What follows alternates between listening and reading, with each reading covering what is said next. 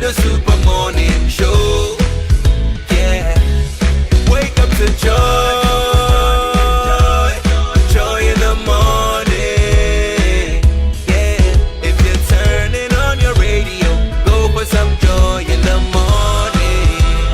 On the Super Morning Show. A school engaged in all manner of extracurricular activities. One of them was cultural music and dance. Now, the students would line up according to their year groups to sing and dance to songs of different Ghanaian tribes and traditions. The youngest girls led the procession, followed by the older girls and then the younger boys. First and second year boys were all not allowed to play instruments. So they would sing and dance with the girls. From third year upward, the boys were allowed to play an instrument, but only the sixth formers, the oldest boys in the school, were allowed to play the huge percussion drums. Not every student got the chance to join the cultural procession. Not every student wanted to, but one young 14-year-old boy certainly did. Let's call him John. Okay. Now, every time the culture train paraded by, young John would watch wistfully as they sang and danced, and he would gaze admiringly at the older girls as they wiggled their ample African assets and looked on enviously as the big, tall sixth form boys skillfully thumped out loud, complex rhythms on the huge animal skin drums. John longed to be like them. He wished with all his heart that they would let him hold those L-shaped drumsticks so that he could raise them high above his head and bring them crashing down on the drums over and over again. But that didn't stop him from, dreaming. And of course, every time the culture troupe performed, he would repeat the drum beats under his breath over and over until he had them memorized. Silently, he continued to pray that that day would come when they would let him play. And it did, sooner than he expected. It's not clear why, but while he was still in his second year, John got called up to join the group, and they wanted him to play an instrument. He was overjoyed. He had dreamt that this day would come for so long, and it was finally here. He was going to get his drumsticks at last. He first smelled a rat when he was given only one drumstick instead of two. And then somebody handed him the smallest drum he had ever seen, and John knew he was being swindled. They placed him at the front of the procession and instructed him to play only one rhythm and one rhythm only. Ko, ko, ko, ko, ko, ko, ko. Just that. 2 beats per second in perpetuity until the end of the performance. John was livid. Did they not know what he was capable of? Did they not know the drum beats that he had memorized? What were they trying to pull here? So everyone was placed in line, and they started to move. With his single drumstick, he started to play. And one by one, the other drums and instruments joined in, all of them in time with John's beat. And of course, all the beats that they were playing were the beats he had memorized. So he became very distracted, and he didn't even realize that he had missed his own beat, which meant he was leading everybody else astray. Eventually, everyone reached the end of their tether, and Patience and the teacher in charge grabbed the tiny drum from John's teenage hands, thanked him for his service, and asked him to leave. And that is the story of how teenage Jerry John Rawlings got kicked out of the Achimota School Cultural Troupe. Now, I tell you this story because it's important for you to understand that whatever job you are given is important. It is vital. If you do it well, everybody else succeeds. My name is Kojo Yankson. Good morning, Ghana. Joy 99.7 FM.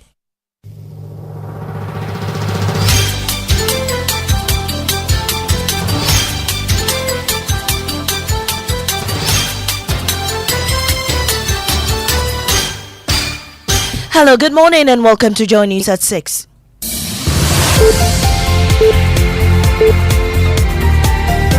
The news is live on Joy 99.7 FM, hits 103.9 FM in Accra, on Love 99.5 in Kumasi, myjoyonline.com. We're so live in all 16 regions of Ghana on X Spaces and Facebook. Coming up this morning, the Trades Union Congress calls for Article 71 scrapping, minimum wage review as the Finance Minister says to present government's first budget and economic policy in Parliament. want government to take the bold step to announce a policy towards adoption of a living wage. To reduce inflation, interest rates, auto incentives are given. We have more as the business community anticipates an overhaul of the tax system. Meanwhile, the IMF tells government not to expect budgetary support from the African Development Bank. We have details of that in business. Well, we expect the Finance Minister, Dr. Kasiel Atuforsen, to announce measures aimed at checking the country's rise in debt stock and improving revenue mobilization in the 2025 budget. More on the Joy Business Report. And Minister for Environment, Science and Technology assures that processes to review LI 2642 will begin in Parliament this week. They did what they needed to do and sent it to me last week, which I signed. So it's possible by Wednesday we may lay this in Parliament. Also coming up, Foreign Affairs Minister wants any diplomatic and service passports holders risk blacklisting and seizure of their travel documents if they fail to return them by March 17 deadline. These and more with me, Mami Sinyamiche Thompson. Stay for details.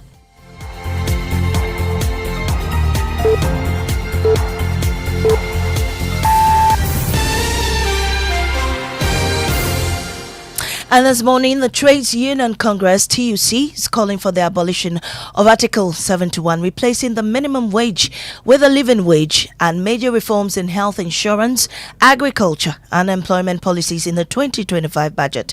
As Finance Minister Dr. Kasiel Atuforsen prepares to present the new government's economic plan, business groups are also demanding tax cuts, inflation control, and an overhaul of the tax system. There's more captured in the following report.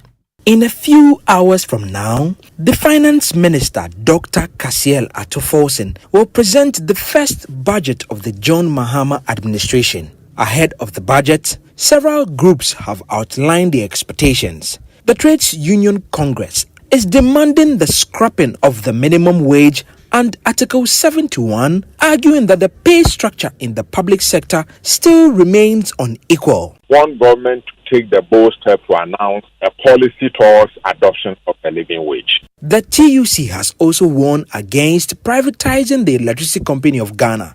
On the part of farmers, they want at least 10% of the budget to go to agriculture. Bismarck Owusu Norte is the president of the Peasant Farmers Association. We expect that the allocation to the agricultural sector should be at least 10% of the national budget. The Ghana Association of Industries is also calling for tax reforms to boost business growth. Eric Defo, AGI's Economic Affairs Committee chairman, explained the rationale behind their demand. So we are hoping that some selected industries where production is high, support or incentives are given so that taxes are not collected upfront. Joseph Obeng, president of the Ghana Union of Traders, wants the COVID-19 levy removed. We have to be given unconditional tax amnesty to reduce inflation, interest rates, and improve on other economic indicators. Dr. Atuforsen gives an insight into what to expect today. We plan to implement the medium-term policies as we have pledged with the people. In a few hours, we will know if the government will keep its promise to reset the economy or adjust to the harsh realities. For Joy News, Michael Ashale.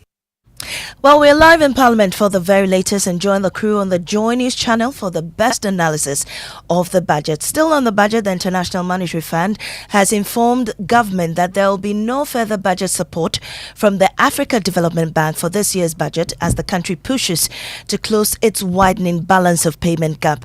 Joy News lead data analyst Isaac Kofieje joins me with details. Kofi, what more are we learning?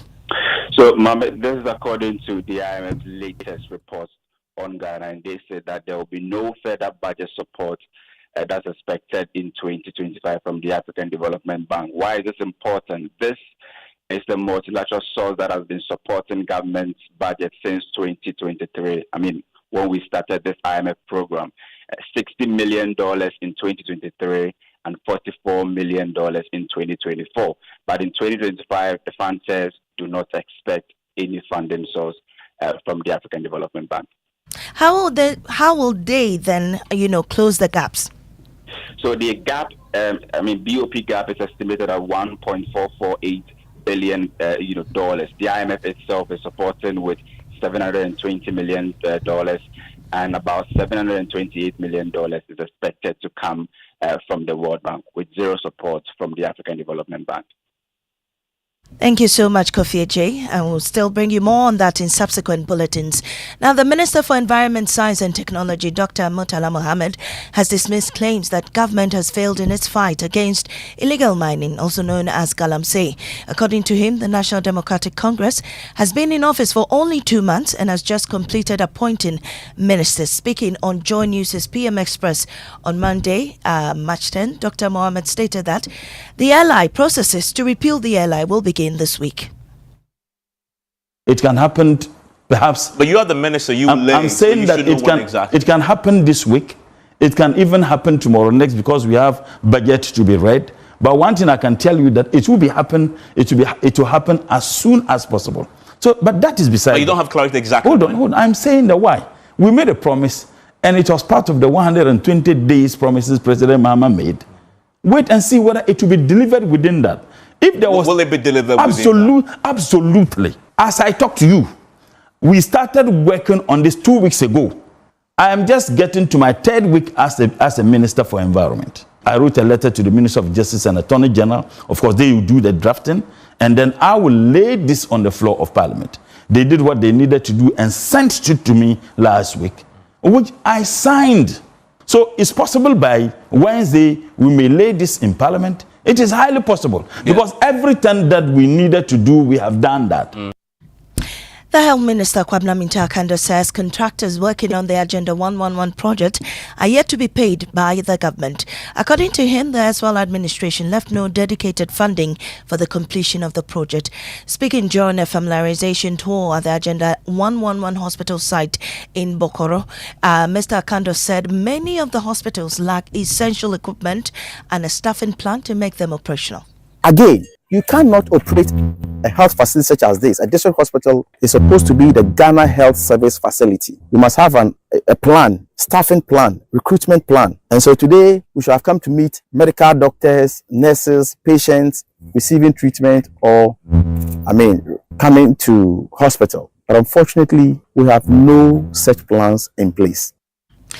Now, Foreign Affairs Minister Samuel Okudzeto Ablakwa is warning any diplomatic and service passport holders that they risk being blacklisted and seizure of their travel documents if they fail to return them by March 17. The Ministry of Foreign Affairs yesterday issued a final reminder to individuals still in possession of their diplomatic and service passports issued during the previous administration. This directive follows a previous announcement by the ministry on 15 January and stems from an order by the Office of the President to review and retrieve all such passports no longer valid under the current government requirement. And Daryl Kwal is in studio to give us details of this. Daryl, do we know how many of such travel booklets remain in possession of these individuals? Well, so far, 404 diplomatic passports and 387 service passports remain unreturned despite earlier notices. The ministry is calling on all individuals listed to surrender their passports to the Legal and Treaties Bureau at the ministry without delay. These include former ministers and their spouses, former members of parliament from all political parties, former council of state members and their spouses, retired justices of the superior and lower courts, former regional ministers, MMDCEs, board chairs and members of state institutions, officials of the National Cathedral Project, former political ambassadors and their dependents, businessmen and entrepreneurs, former government functionaries, and any person holding an official passport but not currently serving the state. The ministry has warned that any passports not returned by the deadline will be cancelled and added to the stopwatch list, making them subject to immediate seizure at all entry and exit points in Ghana. Thank you, Daryl. And that's how we bring the bulletin to an end on Joy 99.7 FM. I am Amiesi Nyamiche Thompson. Up next is Business on the Super Morning Show. Oh, jump on now. Go. Google me. And what time will you come back where I don't hear the sound of your car? Why you buy new car? No, I don't change my car. It be the same ride. It be the fuel way I change. Way one shouts it. Ever since I started using the all-new Excellium Premium Fuel, fortified with 3-in-1 action. Oh, Joe, now my car they run like electric car. No, it's so. This is the type of fuel where they want to. Because now engine they cost. Where they want for way if I buy it, it go protect my engine. And with the small way I buy, I go drive, sir. Absolutely. It's like strapping a turbocharger to your engine and giving it a protector. sugar. And what they bust my mind, Seth, be the 3-in-1 action, no? Excellium, they prevent up to 99% of deposit. It be anti-wear, some be anti-corrosion. Won't pay when I open there. Hey, so where can I find this magical fuel? Just head over to any Total Energy service station and your car will thank you. Hey, then make a finish my gobe fast, then rush go Total Energies. My friend, but why your hand my gobe inside? I give you info. Make a feel the gobe too small. Go. Joe Pana. Excellium is designed to protect your car engine, decrease fuel consumption, and lower CO2 emissions. Don't say fuel. Say Excellium. Choose Excellium. Choose quality. Are you a female entrepreneur, young business owner, agribusiness, fintech, or agri-tech venture? This one's for you. We see your need for funding for your business, and we believe that your story matters. So in partnership with the MasterCard Foundation, ABSA is offering you collateral-free loans of up to 1 million Ghana cedis at 10% interest rate per annum. We've already pumped over 1.3 billion cedis into over 6,000 businesses. Yours is next. Visit our SME project office, your nearest ABSA branch, or head to absa.com.gh. Your story matters. ABSA. How secured are you? Let me ask you again. How secured are you? Say yes loud with confidence when you are protected by Millennium Insurance, because it gives you great reliability and comfort. Sign on any of our products today, be it motor, fire, burglary, accidents, travels, bonds, liabilities, engineering, marine and aviation insurance. Visit our offices in Accra, Northridge, Tema, Kumasi, Kofridia, Takrady, or any of our 30 agents nationwide. Call 0302-766-631 or 0504-394-997. Millennium Insurance, your trustworthy partner. Reliable, check. Comfort, check. Strong, check. Tough, check. Tried and tested, check. Affordable, check. Comes in so many colors and sizes, check. Suitable for domestic and industrial use, check. Choose quality, choose Syntex Tank. Available nationwide and comes with 7-year warranty. And remember, Syntex Tank is a caring brand too. Syntex Tank, a strong, a tough. What's your dream this year? To pull up in a brand new 4-wheel ride? Or you want to travel? Where? Sentosa Island in Singapore? Or Desert Safari in Dubai? Or you want a laptop, microwave, brand new phone, TV? Chale, what you want, you can get with SG Ghana. Minya Ubecha 7Y. Join the SG Ghana Deposit and Drive promo and you could win the grand prize of a brand new Toyota RAV4. Simply deposit 500 Ghana cedis or multiples of it into your SG Ghana account from now till 30th May 2025. Non-customers can open an account to participate. Visit your nearest branch or call 0302-214-314 for further inquiries. This promo is regulated by the National Lottery Authority on the Caritas Lottery platform. Terms and conditions apply. Societe Generale Ghana. The future is you. But for lipstick. Hey. Good morning. How you doing? I'm all right. How you doing? I'm good. I'm good. The day is finally here. It's finally here. Yes, I was listening to your do I say analysis of possibilities and impossibilities. I mean, look, it should be interesting because I'm sure the finance minister understands the problem that needs to be solved, right? So I'm eager to hear his solution, right? I'm eager to hear how he's going to pull it off. Because don't forget, he's also cutting taxes. So yeah, and we also anticipate spending cuts as well. So how do you make up? Yeah.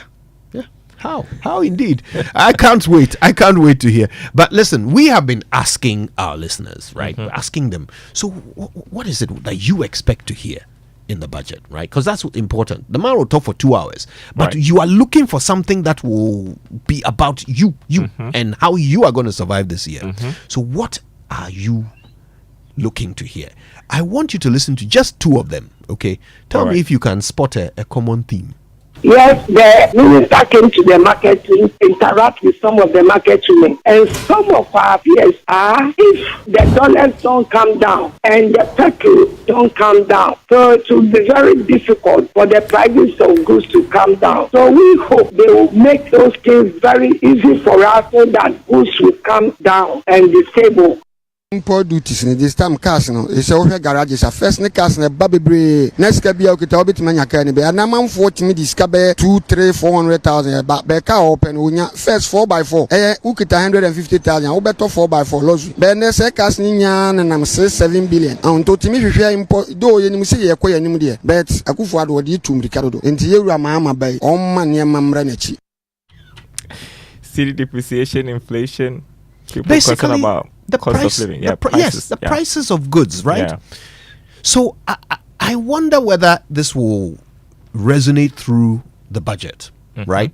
Will we hear the finance minister, in spite of all the difficulties, telling us how he will, at the very least, stabilize prices? Right? Yeah. Because if you can just stabilize them, then everyone can plan. Everyone can plan. Right? Yeah. So I'm hoping that connection is there. He's got a lot to tell us this morning, and it's the first budget of the new government, so I think that expectations are quite high. And looking at where we are in terms of our economy, I think there's a lot people be looking forward to this morning. So the cuts, the taxes, the tax overhauls, the businesses asking for reforms when it comes to VAT. Yeah. Let's see how they respond, and also please the IMF, maybe if you like. I suspect that, listen, whether for good or bad reasons, I can't tell which, we will remember this budget. I suspect that, one day, years from now, we'll all be referencing. And don't forget the campaign promises as well. So, well, for one, we're hearing that they're going to allocate some more money to agriculture, right? Is in the right order. So. Okay, all right. Well, so we'll find out why, though, okay? Because obviously the budget will tell us what that money will be spent on, right? And why they believe it's a priority to do so in the midst of all the other issues that we have. 10 a.m., hopefully. Can't wait. 6 a.m. news was brought to us by Total Energies. Total, we go the extra mile for you. Absa Bank Ghana Limited, your story matters. And Millennium Insurance, your trustworthy partner. By the way, when I was saying your story matters, it reminds me, today it's about you. A lot your of the story. show, yes, it will be about you and your expectations. Yes. Yes. Stay tuned for more of that. The Joy Business Report now brought to you by Omni Basic Bank, not just another bank. Safari Valley Resort, bringing you closer to nature. And MNC Properties, a member of MNC Group. MNC Properties, choice of class. Today, dear, I think. The trumpet for the budget. Yes, trumpets.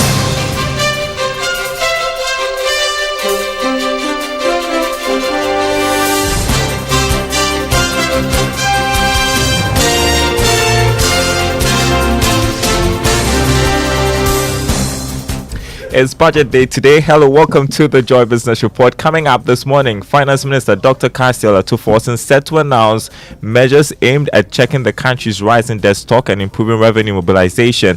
We'll bring you expectations from an economist and the business community with just a few hours to the presentation of the budget by the Finance Minister. Also, Ghana Statistical Service enhances engagement with various sectors to push for policies that will help sustain growth. Details coming up.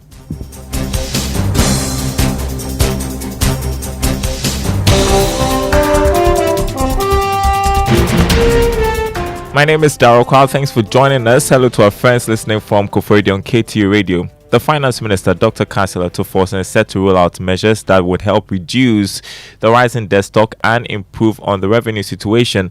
This is what Joy Business has picked up from persons with knowledge of the 2025 budget. Here's more. The Finance Minister will be heavy on programs and initiatives that will help to correct the budget deficits and other initiatives that could help reduce the debt stock. Dr. Atuforsen is likely to come up with some aggressive measures that will help in dealing with expenditure in the areas that government is describing as wasteful spending. However, sources say government will also be keen on looking at rationalization expenditure, which may result in reviewing some of the projects in terms of how payments will be done. The minister will be seeking to free some spending by the various ministries, departments, and agencies that has been described as non-essential spending. We are learning that this spending cut will also affect the capital expenditure for this year. We are not sure whether government will explore public-private partnerships to finance several projects that the Finance Minister will outline in the budget. Dr. Atuforsen, in a recent engagement with the youth on social media platform, has indicated that the total expenditure for this year will be lower than the 205 billion cedis. On revenue, government will be seeking to simplify the various tax handles and be heavy on tax compliance to improve the tax collection situation. That was a business desk report starting us off this morning. So the Finance Minister, Dr. Kansela Tuforsen, in an earlier interaction noted that expected spending cuts should help direct funding to some critical sectors of the economy. You'll be seeing some drop in primary expenditures because what we are seeking to do is to go through a very strong fiscal consolidation. You will see an increase in debt servicing because Ghana is resuming the payment of debt, because in the past 2 years, the government of Ghana was not servicing some debt, particularly the Eurobond debt servicing and all. But we have just resumed the servicing of those debts. And so you'll see an increase in debt service obligation. If you are All right, the Finance Minister there, Dr. Kansela Tuforsen. Well, economist Dr. Priscilla Chimezie-Bafo is worried that moves to embark on aggressive expenditure cuts could hurt the economy. She's particularly worried about where government is going to cut. Listen.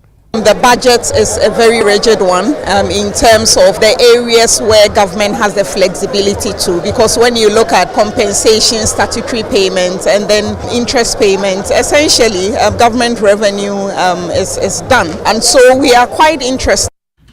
Economist Dr. Priscilla Chimezie-Bafo. Well, businesses want government's economic policy statement for this year to include measures that will help improve the business environment. These are concerns that were captured in accounting firm PwC Ghana's pre-budget business survey. Vish Ashiagbo is senior country partner. Everybody's looking for indications of stability in terms of the fiscals, in terms of the interest rates, in terms of the exchange rates of your. So the measures that have been outlined per your initial indications from the government, I think if those were to come through, those would be most welcome and in line with the expectations that most of our clients have. While still on expectations, the Ghana Union of Traders Association has outlined a number of reforms it expects the Finance Minister to pursue to improve on the ease of doing business. Clement Boateng is first vice chair of the association. Because we think the levy has been very inimical as far as businesses are concerned. Then we also expect the abolishment of the 2% special imports levy. So we expect that 2% special levy on imports, will also be abolished. Then we also expect abolishment of the 1% COVID levy. We think COVID is no more, and so therefore we don't see why COVID should be continuing to be charged. Next, the Chamber of Bulk Oil Distributors Ghana asking for the removal of all forms of subsidies on premix fuel and also a focus on improving infrastructure in the sector. Dr. Kweku Ofori is chief executive. We want government to come up with how we're going to do that, how they can leverage on the private sector to ensure that at least the infrastructure bit within the downstream is well catered for. We'll be looking at government taking critical look on some of the fuels that does not necessarily attract taxes and the subsidy on one of them, especially the premix fuel, and rather rechannel that subsidy into developing the coastal communities. And so those expectations ahead of the budget presentation today. We've got live coverage and analysis on all our platforms on radio, TV, and online. Do stick with us here on Joy 99.7 FM on the Joy News channel, also myjoyonline.com. Turning to other news, Government Statistician Samuel Kobnenim has indicated that the service has enhanced its engagement with various sectors to push for policies that will ensure sustainable growth. The country's economy grew by 5.7% last year from the 3.1% posted in 2023. Speaking at the release of the fourth quarter GDP estimates, government statistician said this approach will ensure the expansion benefits the entire population. All recall that the mining and quarrying subsector until the last quarter of 2024 was doing very well from the perspective of the extractives. So in the first three quarters, we saw positive influences both from the mining and quarrying and the construction subsectors perspective. The second one, which is a guidance, is well taken on policy briefs. We've enhanced our engagement with the various sector ministries, and we are hoping that this will feed into the various policies that we should be seeing in the coming months. Government Statistician Professor Samuel Kobnenim. Now, Director General of the West African Gas Pipeline Authority, Shafari Kanya Hanawa, has disclosed that the authority has engaged Cote d'Ivoire regarding the expansion of the gas pipeline project. Hanawa emphasized that the authority will uphold a stringent regulatory framework to ensure asset integrity, safety, and maximize the benefits for gas off-takers in the region. So we have seen that For the countries that are gas off-takers on the WACP, we have seen the benefits for them. And we are saying, okay, why not? And a country like Cote d'Ivoire, they have gas. So it's also an opportunity for them to also sell their own gas on the pipeline. So we told them all this. It's for them to just go, sleep over it, look at the economic gain they will have. You had Director General of the West African Gas Pipeline Authority, Shafari Kanya Hanawa there. Now, stakeholders in the Greek sector calling for an increase in funding and research to improve seeds. Interim chair of the Ghana chapter of the Incorporated Society of Planters, Christian Foley, says a high cost of imported seeds often hinders smallholder farmers from acquiring enough quality seeds to boost yields. He spoke to Joy Business at the launch of the Maiden ISP conference scheduled for May 2025. As a nation, we import most of our seeds that we plant, which costs a lot of money. We hardly have enough production of our own seeds. So if that constraint can be removed, farmers or those who are interested in farming, access to seeds will be cheaper. So seed production in various areas are not enough. We provide the financing to the various organizations who are responsible for seed production, build capacity to build infrastructure. Interim chair of the Ghana chapter of Incorporated Society of Planters, Christian Foley. Development Bank Ghana has expressed its commitment to supporting skills development by exploring potential sponsorship for additional female students in the upcoming academic year. Speaking to Joy Business after an all-female staff of DBG visited the Design and Technology Institute in Accra to mentor young women pursuing technical and vocational education, Deputy Chief Executive Michael Mensah-Barr said the visit was to empower young women in the design and tech space. Coming into DTI, where it's an institution that is focused on developing women in certain skill sets that traditionally are male dominated. It's actually in line with what we believe in. We've been here, we've met with the students, and we've met with the president, Madam Swanika. She's put together a fantastic institution that is trying to demystify the mindset that vocational and technical skills is just meant for the male person, but also she's really made it open to females who are actually inclined in that way to be able to come into this institution and be able to let their skills also be developed. Deputy Chief Executive of DBG, Michael Mensah-Barr. Well, next to Investor Eye this morning, don't hesitate to report suspicious investment companies to the appropriate regulators such as the Bank of Ghana or the Securities and Exchange Commission. On today's Investor Eye, a senior manager in charge of risk management department at the SEC, Zakaria Haruna Baba, tells Joy Business what to do after one falls victim to a fraudulent investment scheme.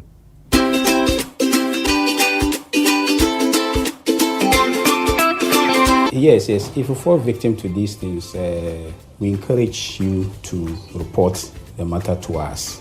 In the first place, you report it to SEC. We have our lines. We have the website. When you go to the website, you have a complaint button that you can click in and then report this matter to us. You can also use the email address, the info@sec.gov.gh. You can report the matter to us. You can also call. You can also walk in to us. However, because these entities are not licensed, they are not regulated, we also encourage the public to report to the law enforcement agency. We have the YOCO, we have police, CID. You can report the matter to them. If they see that issue falls under our mandate, they'll contact us. Make a date on Thursday for another episode of Investor Eye. Before we go, let's check the markets. Crude oil trading this morning at $69 a barrel. Gold gained over $8 at open trading at $2,897 an ounce. Cocoa selling at $8,430 a ton after increasing by more than $138. On the currency market, the dollar going for 15 cedis 56 pesos. That's what the forex bureaus are offering their clients. The British pound 19 cedis 80 pesos. The euro 16 cedis 60 pesos. The commercial banks quoting the dollar at 15 cedis 50 pesos. There is more news on our website, myjoyonline.com/business. My name is Darryl Kwao. Thanks for listening. The Super Morning Show continues with Kojo Yankson and the team, and it's going to be a busy morning. Oh my goodness, it is. It really is. It really is. But I'm looking forward to it. Okay, I mean, this is the day that will allow families, businesses, CEOs, receptionists, mechanics, wives, side. I mean, husband. You understand? Every person is going to be able to make plans. Yeah. After today, at least they know what to expect. Right? Yeah. We still live in a country that is so deeply affected by government's, expenditure, government's activity, right? Government's activity deeply affects us all. Yeah. More than perhaps in other parts of the world. Yeah. And so we all look to this event to make our plans, and I really wonder how they are going to pull it off. I really wonder. I've got to tell you, like I've been thinking it through. The finance minister is the most important man today. Oh yeah, at least here in Ghana. Oh yeah, and I mean, I'm sure he completed his work, a couple of days ago, and probably has been doing final touches and tweaks and all of that. But honestly, right now, in his head lie the answers to so many questions that Ghanaians have been, asking. So many things we've been wondering about, so many things we've been insecure about. The answers are in his head. And this morning from 10 a.m. till about noon, he'll be pouring it all out. But that's the big question, right? What's in it for you? What's in it for you? What are you looking out for? So we're asking your thoughts this morning. Yes. Let us know. Yes. A running theme, though, is that things have to be cheaper. Yeah. Things have to be cheaper. We keep hearing that. Let's hope that the budget really achieves that for us. All right. The impossible budget. Goodness. Okay, Carl Clotte. Yes? We like? Okay, we like. Okay, this one is called Nkunim, the victory song. Welcome to the Joy Super Morning Show.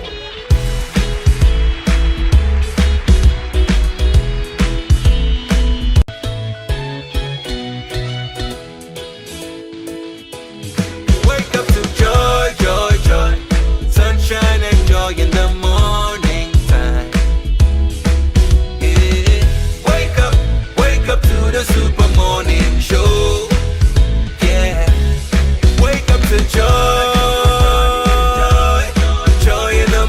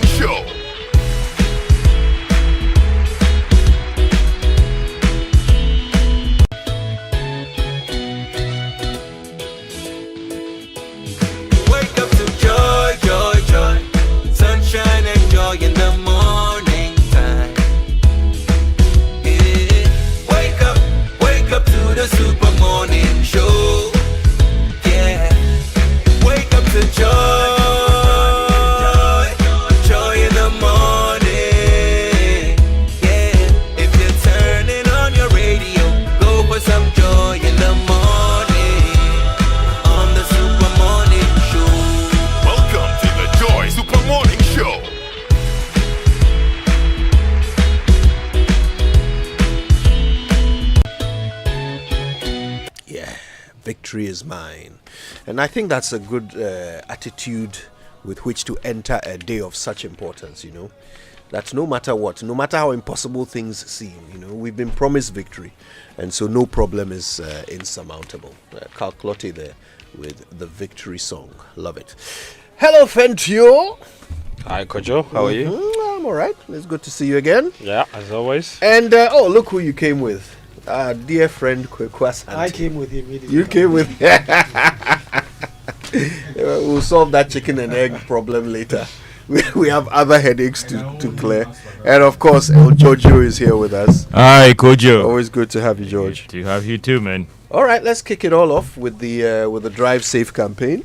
Yes, which is brought to you by Joy News and the Multimedia Group and supported by Toyota, superior quality, Imperial General Assurance, solid protection, and avoid all distractions. Keep both eyes on the road and hands on the steering wheel. Be visible. Drive with your lights on. That's how to ensure your safe arrival. Okay, well, speaking of ensuring your safe arrival, what is that thing we do on dual carriageways where if our exit is on the other side, we sometimes just cross over and drive a little bit the wrong way just so we can access our dangerous. Exit for our own convenience, you know, dangerous. because we are obviously the most important people in the world, so we can drive against traffic just to get home a little quicker. U-turns are for the weak, right? Yeah, U-turns are for the weak. Come on! It's almost like it's a challenge we throw to ourselves. When you see it, no U-turn, you want to do one and see whether they catch you or they don't catch you. You know, last time I did sometimes you genuinely don't know because maybe there's no sign. Last time I did a U-turn and the police officer stopped me and said, you don't do U-turn here. I said, what shows? He said, there's a sign. I said, where's the sign? The sign is lying on the ground. On the ground. I couldn't see it. Imagine. You understand? Thankfully, I think a week later when I used the same road, the sign was up. Okay. So that's good. Yeah. So please, just be careful. Keep an eye out. Do the right thing. Don't endanger other people's lives for your convenience. I mean, do not drive against traffic. Please, I beg. And the people with siren are the biggest culprits. Ah, God. Anyway, that's how you drive safe. Let's now learn how to say it right, and it's brought to us by Kingdom Books. At Kingdom, quality and affordability are their hallmarks, and Societe Generale Bank Ghana. The future is you. Something must be done. You say either, I say either. Today, in honor of Cassiel Atoforson's first budget reading, I would like us to learn about two words that sound alike, are often mistaken for each other, but have wildly different meanings. I present to you fiscal and physical. These are two completely different words that only sound alike. Let's start with fiscal. F-I-S-C-A-L. Fiscal. It's an adjective that describes anything to do with government revenue or taxes. Now, fiscal sounds very much like physical, but the two are not the same. P-H-Y-S-I-C-A-L. Physical.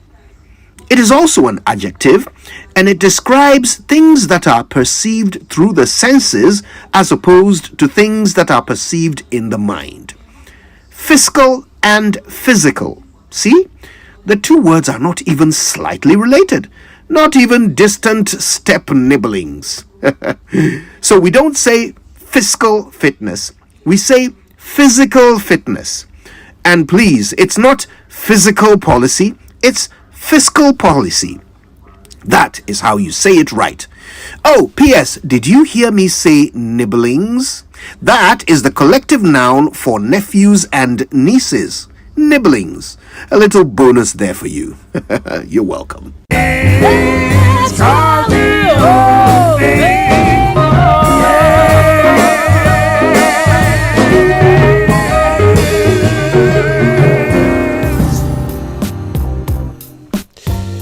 There you go. Yeah, that's one less grammatical error we expect during the budget. It's an interesting thing.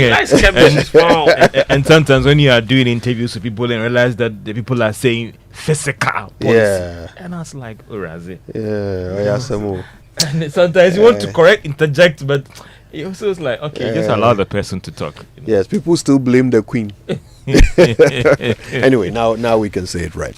Okay, let's move on. The news review now, and is brought to us by Syntex Tank, Air Strong, Air Tough, and Kel Charcoal Toothpaste. Happy smile. Kweku, what have you got?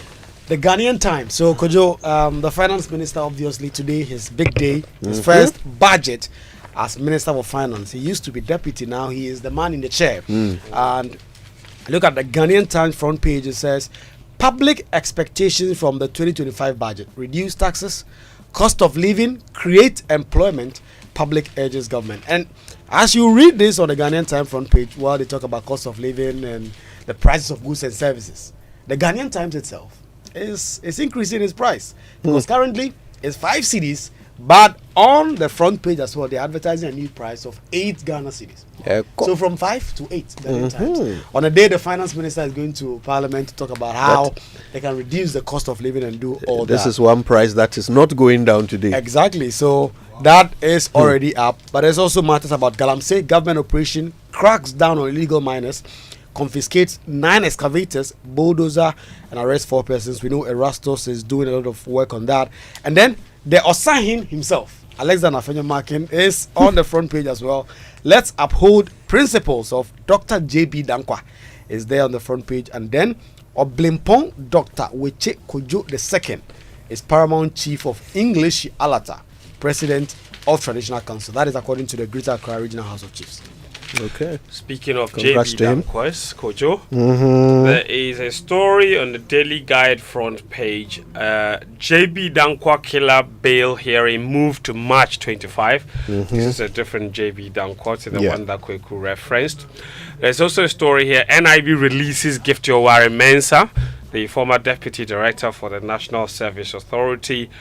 And the big story on the front page of the Daily Guide newspaper is the 2025 budget, e-levy, COVID tax to go. And the story is that that's expected to take just over 6 billion Ghana cedis away from Ghana's revenue. How do they show up?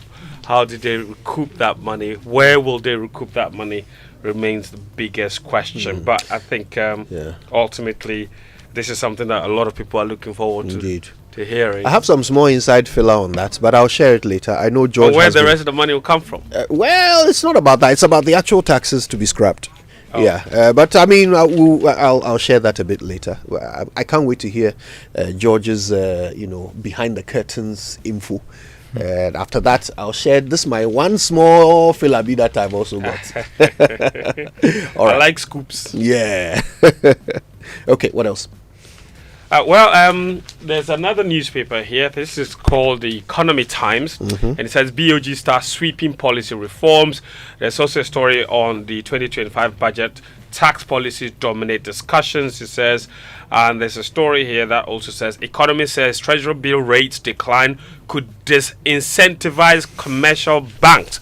And there's a whole argument and conversation around the continuous decline of the treasury bill rates. And Gideon Boakon is saying that it is unsustainable because the monetary policy rate and inflation continue to remain high, and that they don't necessarily align with the decline in treasury bill rates. In other words, he's saying that something is wrong somewhere because those two should move in tandem. And if you engage other economists as well, there are some who've expressed that concern about the sustainability of this development, and post-budget presentation will give us some insight as in government's borrowing requirement for the year and all the rest, and whether the trend will be sustained or not. And there are serious concerns that the governor of the Bank of Ghana has raised issues about the impact of this on the Ghana city itself going forward, liquidity, and whether the banks themselves will now move to other assets to invest instead of the treasury bill. Because again, the concern has been that these things should be driven by market fundamentals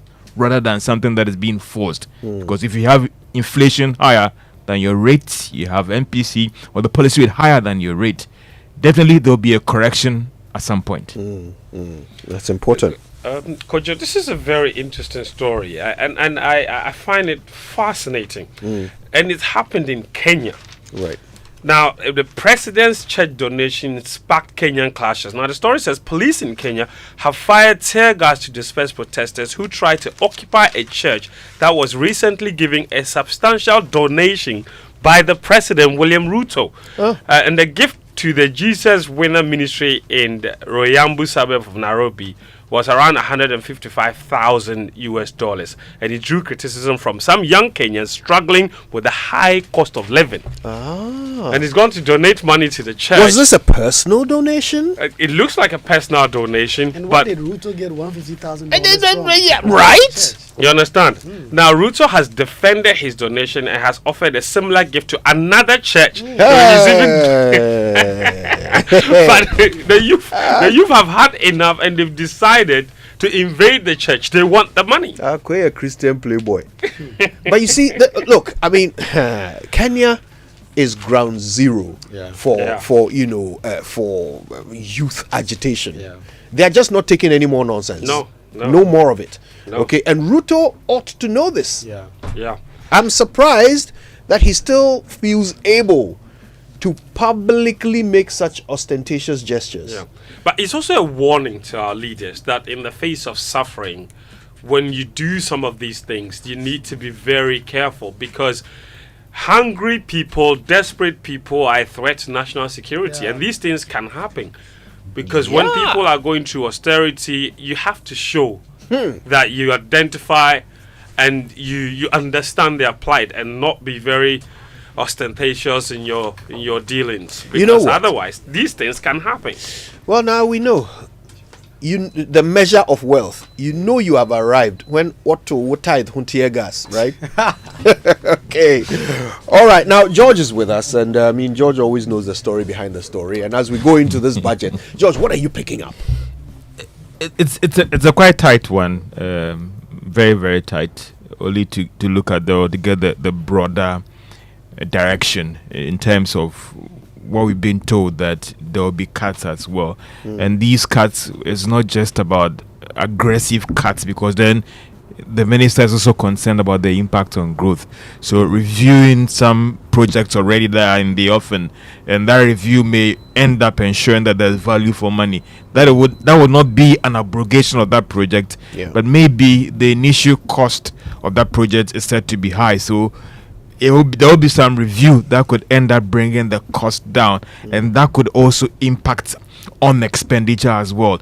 Again, apart from cutting what they have described as the wasteful expenditure, also if there are some spending lines that are seen not to be that essential, and it's going to cut across all the ministries, departments and agencies, the advice is now, can we put that on hold if it's seen as non-essential for the year? Again, capital expenditure, the challenge will be which of those capital expenditure has to be cut right now, but also the minister being cautious that whatever cut that we do in the area of capital expenditure shouldn't have any serious impact on growth, because you saw the Q4 numbers where growth actually slowed to 3.6. Therefore, you are worried about what will be the outcome for Q1. So these cuts are going to be targeted in a way that it will not impact on growth badly.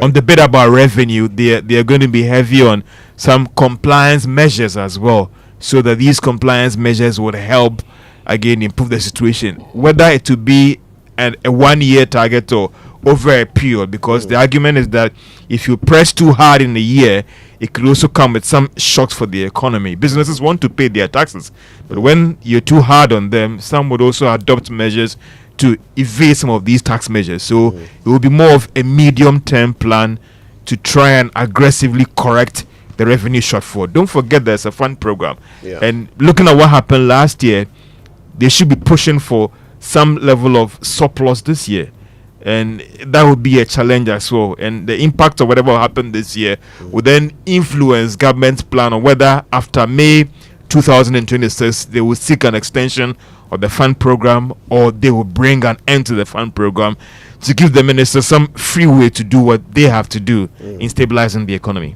All right. Wow.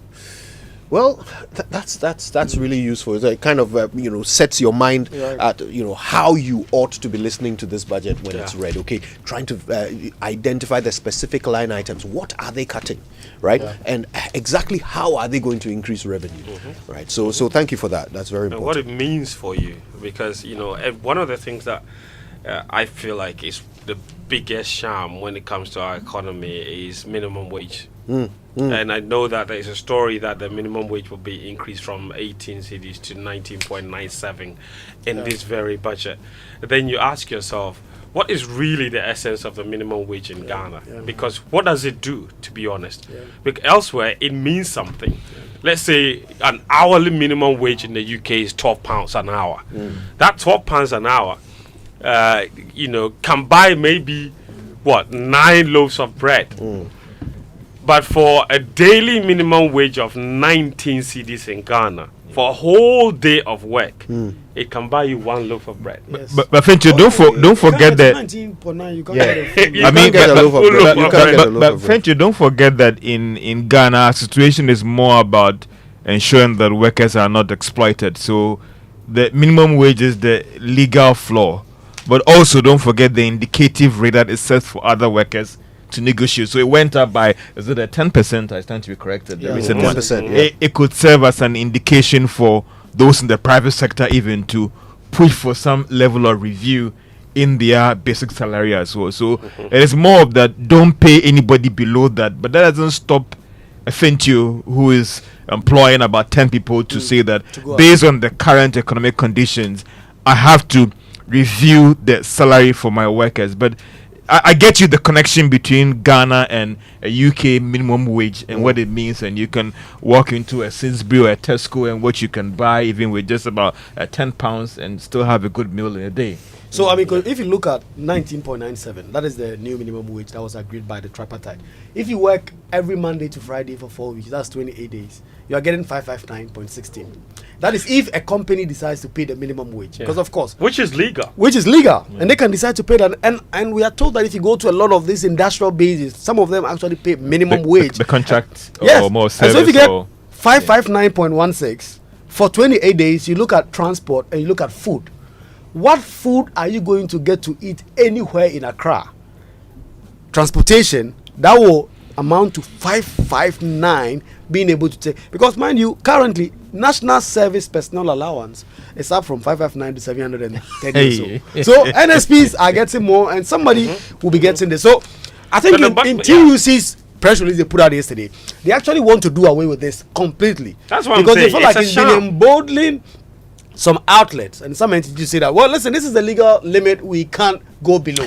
And so if we are just there, or we give you 20 cedis a day, we are just maybe. But could you, I think that it's a tight budget. It's going to be a tight budget. Called him Kojo. No, I'm just trying to address Kojo here, but also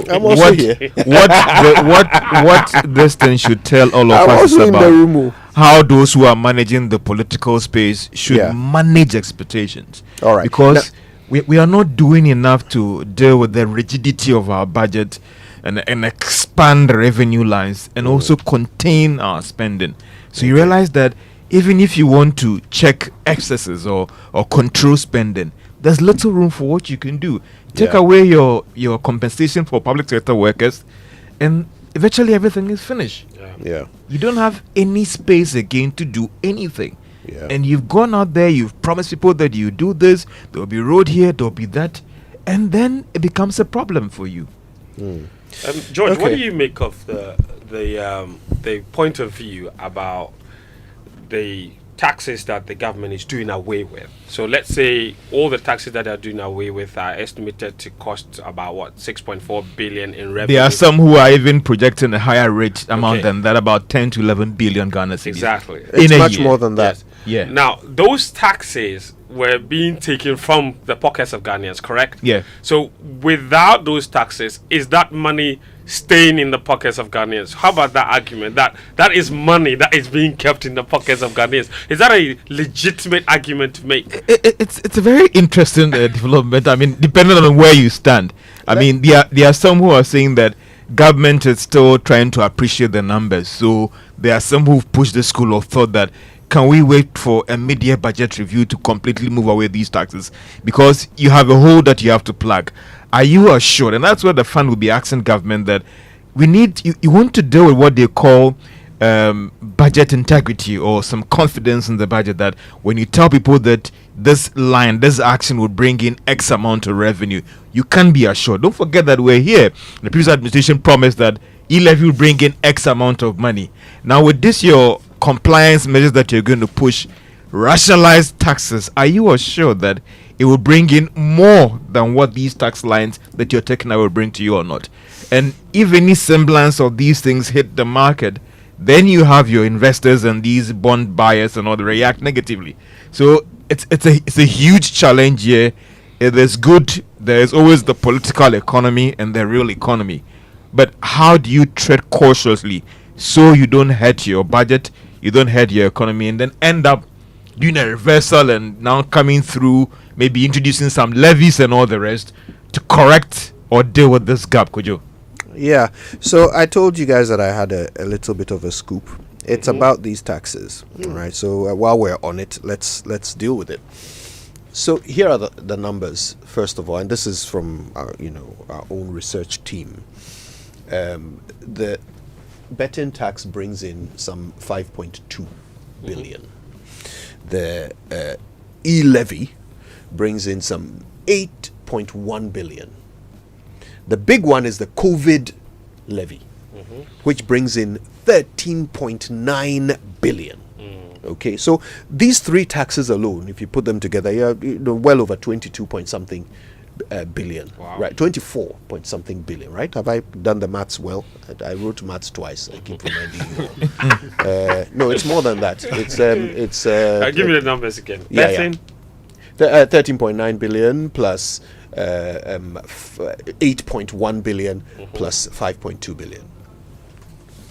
Right. So these are the taxes that have been proposed to be scrapped. Now, my sources, very highly placed in the finance ministry, tell me that today they will announce the scrapping of the betting tax and e-levy.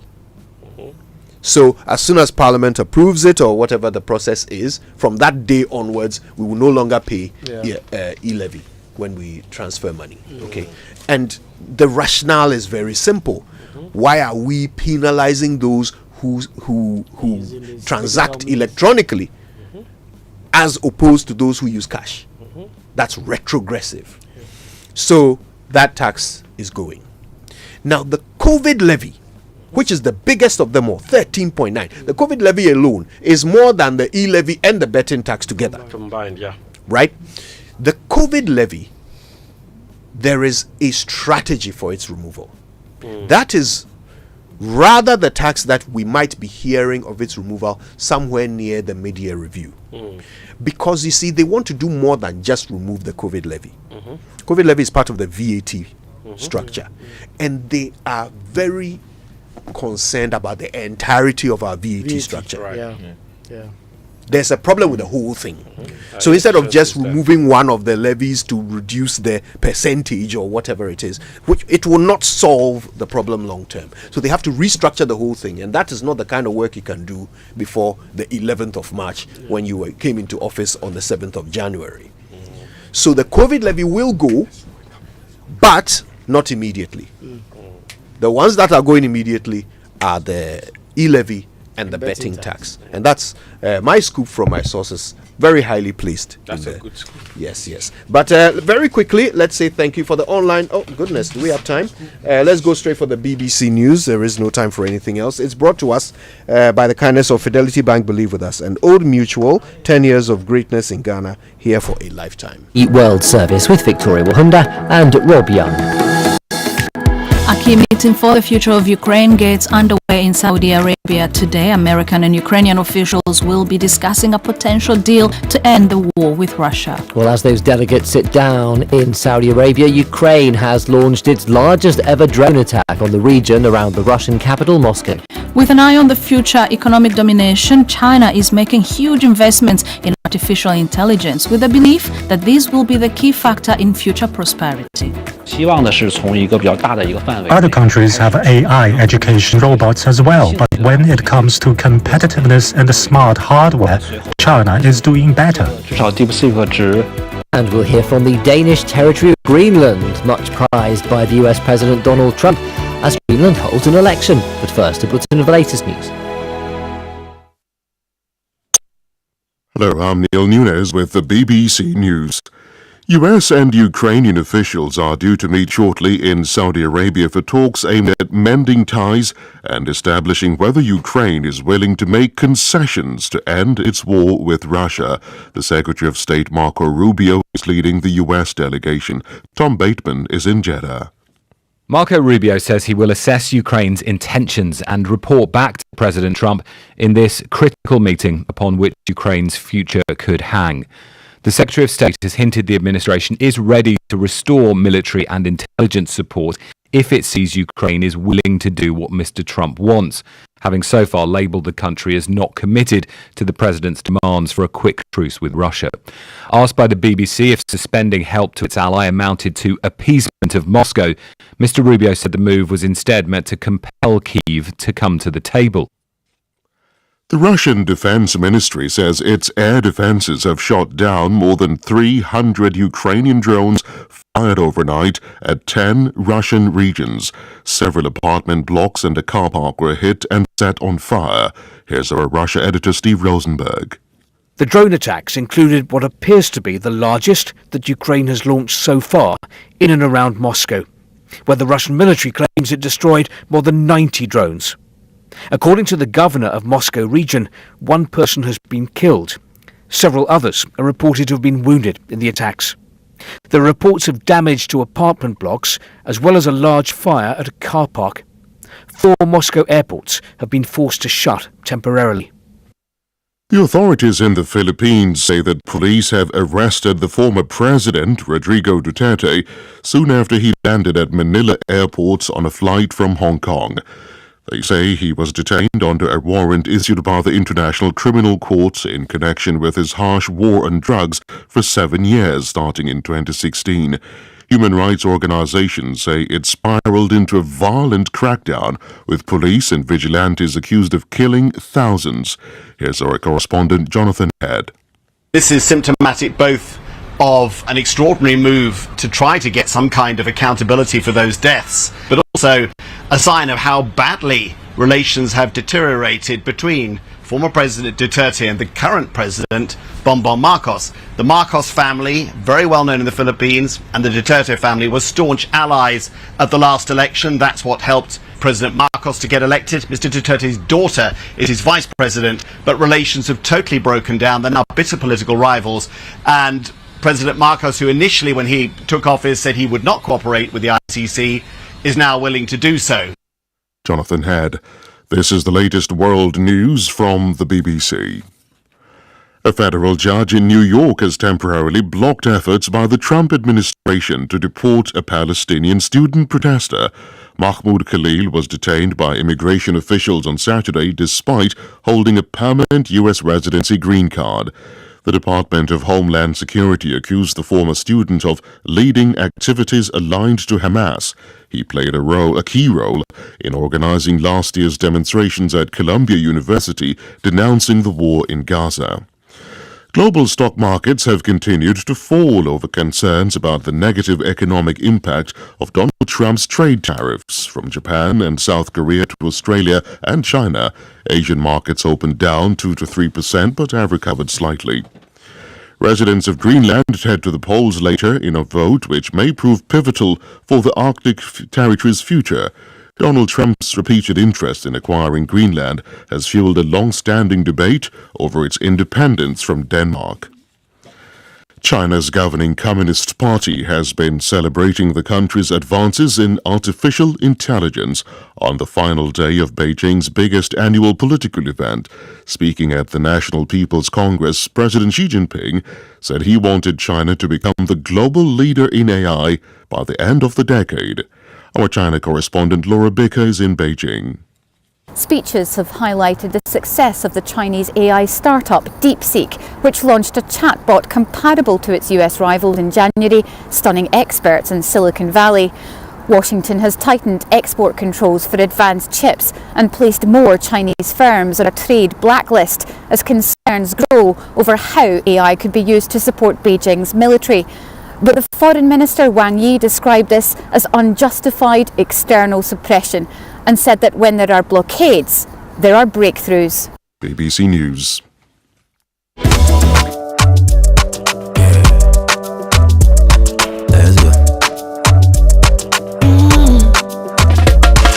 My body, when you wake up in the morning and you know the money calling, oh you go work, but you know it's out on your side. If I believe with us, if I hold my hand and believe, cause you know it's out on your side. And when you dream, no say I live for you. And when you hustle every day, anywhere I go, anything you do, I live for you. If I believe I live your side, fidelity. If I believe with us, fidelity. If I know I live your side, fidelity. Let me share my experience with you at the new Aqua Safari Resorts. When you arrive, you're greeted by warm smiles and introduced to your 24-hour butler who already has your itinerary sorted. Enjoy water sports activities like jet ski rides, kayaking, water sliding, flyboarding, and castnet fishing. You can even have your lunch here on the boat cruise. Let the tour guides take you through the sceneries of the mangrove forest, the friendliness of the animals, while you pet and feed them. We chose to have our breakfast with a beautiful sunrise right in front of our cabin. Visit Aqua Safari Eco Resort in Ghana, bringing you closer to nature. Yes, the minister came to the market to interact with some of the market women. And some of our fears are if the dollars don't come down and the petrol don't come down, so it will be very difficult for the prices of goods to come down. So we hope they will make those things very easy for us so that goods will come down and be stable. Import duties in this time cars no is over garages a first ne cars na babebre next ka bia okita obit manya ka ne be na man 40 dis ka be 2-3-400,000 ba be ka open unya first 4x4 ukita 150,000 wo beto 4x4 lozu be ne se cars ni nya na 7 billion on to timi hwehwe import do ye ni musi ye koya ni mu de but akufo ado de tumrika do enti yewura ma bai on ma ne mamra na chi. For decades, we have helped businesses connect with their trade partners all over the globe. From Ghana to Burkina Faso, Côte d'Ivoire, Benin, Togo, Senegal, China, Morocco, France, Netherlands, and many other countries. We have made it possible to bring Ghana to the world. We have brought small and medium businesses closer to their customers across the regions in Ghana with our SME support facilities. We have brought relief and smiles to the faces of families with our employee personal loans. With our cutting-edge technology and digital support, we take the burden of complex thinking off you, making life simple. That is who we are, as close as a partner. Bank of Africa. We are indeed the African bank with the global reach. When I wake up in the morning, I brush my teeth with Kale Charcoal toothpaste. This gives me confidence all day. Anytime you meet Amma, don't be surprised I smile showing my beautiful white teeth because I don't have cavity thanks to Kale Charcoal toothpaste for its natural charcoal properties. In fact, we are like twins. I can't go without my Kale Charcoal toothpaste. That be why I dey use Kale Charcoal toothpaste morning and night when I dey go bed safe. It dey make my teeth white when it dey comot every scent from my mouth inside. My confidence level they go up, so I dey show my 32 teeth all.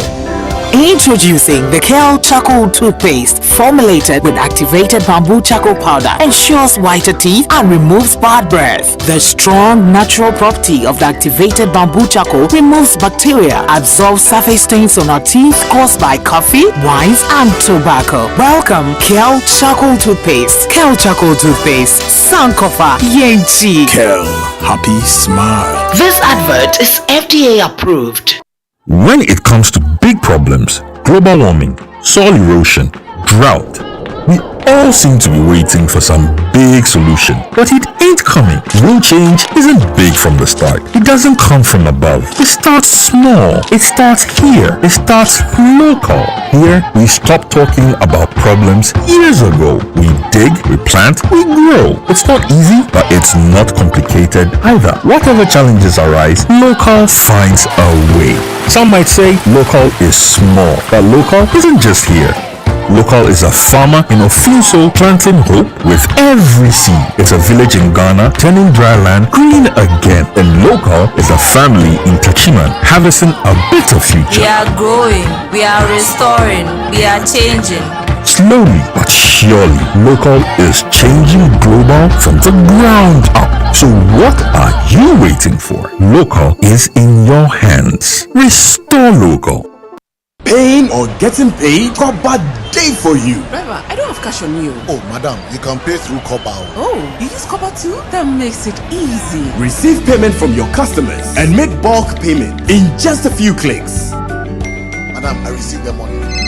Hello, Coffee. Mom, you still haven't sent me the airtime and the house internet is finished. My game. I'm sorry, darling. Doing that right away. With Koba, you can send airtime to your friends and family and load data for some great entertainment. Madam, here are the food stuff. Thank you. You can use the short code *365# or the Koba mobile app to make your payment. Get a designated short code today and start receiving payment with real-time visibility into all your payments with Koba. Pay your suppliers and staff in just a few clicks. For more information, call 0200 404010. Koba there, you click pew and you hear pew pew. Transaction done. Koba, our lives simplified. It's the most action-packed breakfast show in town. The hottest music, the best giveaways, the great interviews, and all the laughter and fun you can imagine. Don't miss the Super Morning Show on Joy 99.7 FM. It's the best breakfast show in town.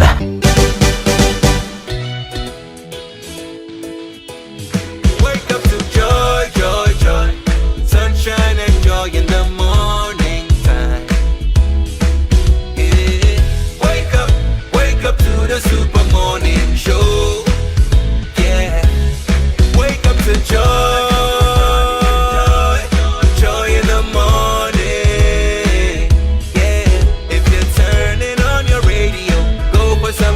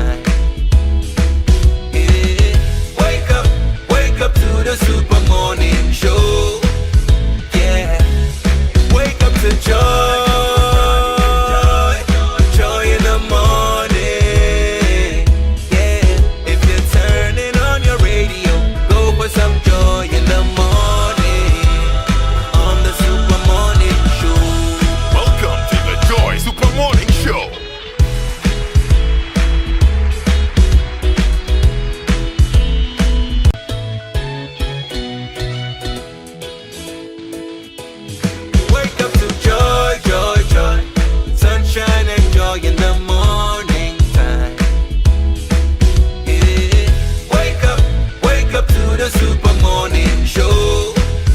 Yeah. Wake up to joy. Joy in the morning. Yeah. If you're turning on your radio, go for some joy in the morning. On the Super Morning Show. Welcome to the Joy Super Morning Show.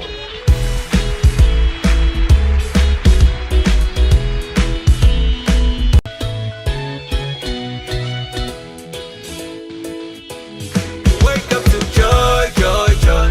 Sunshine and joy in the morning time.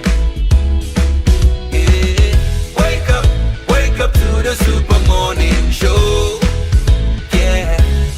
Wake up to joy. Joy in the morning. Yeah. If you're turning on your radio, go for some joy in the morning. On the Super Morning Show. Welcome to the Joy Super Morning Show.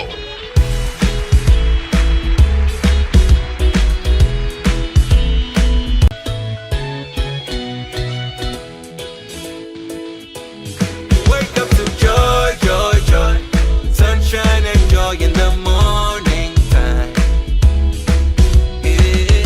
Wake up to the Super Morning Show.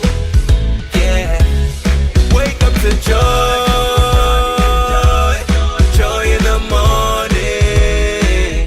Yeah. If you're turning on your radio, go for some joy in the morning. On the Super Morning Show. Welcome to the Joy Super Morning Show.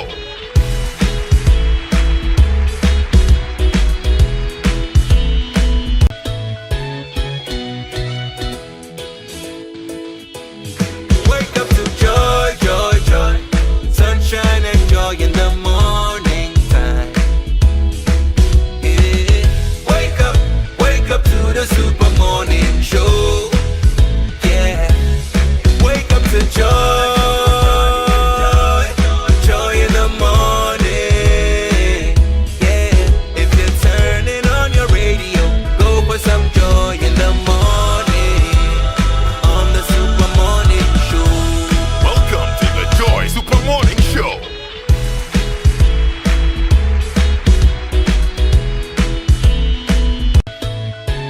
So the right Brantia Amachi Didi. Goodness me. As for that Bodo Steiger gentleman there, good music is timeless. We have to build a mausoleum for Bodo Steiger. I tell you no lie. He's really done a lot for Ghanaian music, hasn't it? Good music is timeless, man. I love this song. Yeah. All right. Well, listen. Today on the Super Morning Show, it's all about you. It's all about you. It's all about you. The whole year is laid out ahead of us, and there's a lot of uncertainty. Some of our questions are to be answered today. But what is your question? What is the thing on your mind? What is the one thing that you are waiting to hear the finance minister clarify today, so that you can plan for your own economy, right?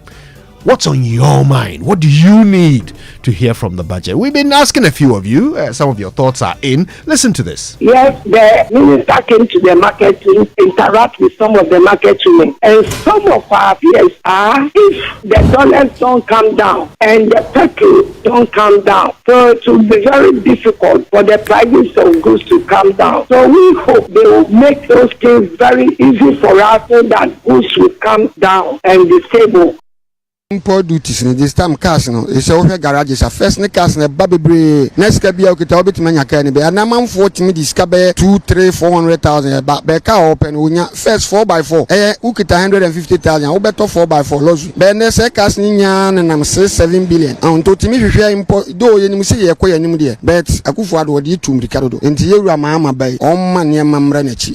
It was kind of ridiculous, like taxing bets. Come on, it's like them actually getting a way of maybe getting some supplement of money to do their stuff, and they're actually looking at bettors, be like, these guys are free, let's put some tax on them. That's how I saw it, and it wasn't fair, it wasn't nice, and it was kind of impromptu. We were just there one day, and a rumor came that there would be taxes on bets, and months later, it was accepted and it was put in action. It wasn't fair to us.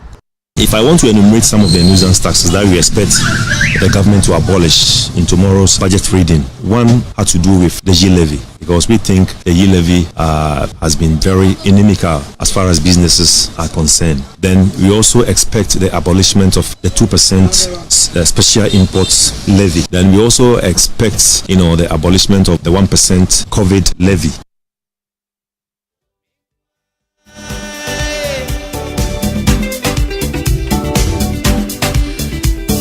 Yeah. So you noticed a pattern, right?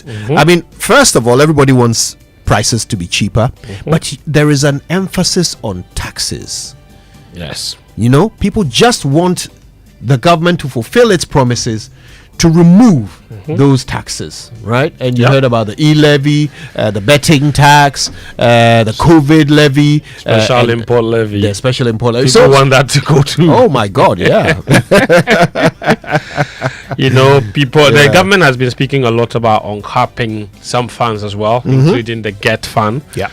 So I'm sure that will free up a lot of money to be used for other activities, because we know for sure that GET fund currently generates around 3.2 billion. Uncapping it will take that revenue up to 7.9 billion. That will encourage a lot of more educational infrastructure. The president has said that no new schools, especially secondary schools, will be built without accommodation facilities, right? So they will need money to add all those adjoining facilities to just classrooms.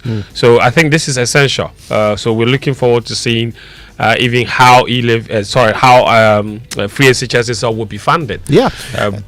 In fact, it's another thing that I've picked up, in the corridors today. There's a lot coming through the corridors. There is a lot. You seem to have had quality conversations. Small filadi. Yes. I mean, the finance minister has, by all indications, figured out how to fund free SHS.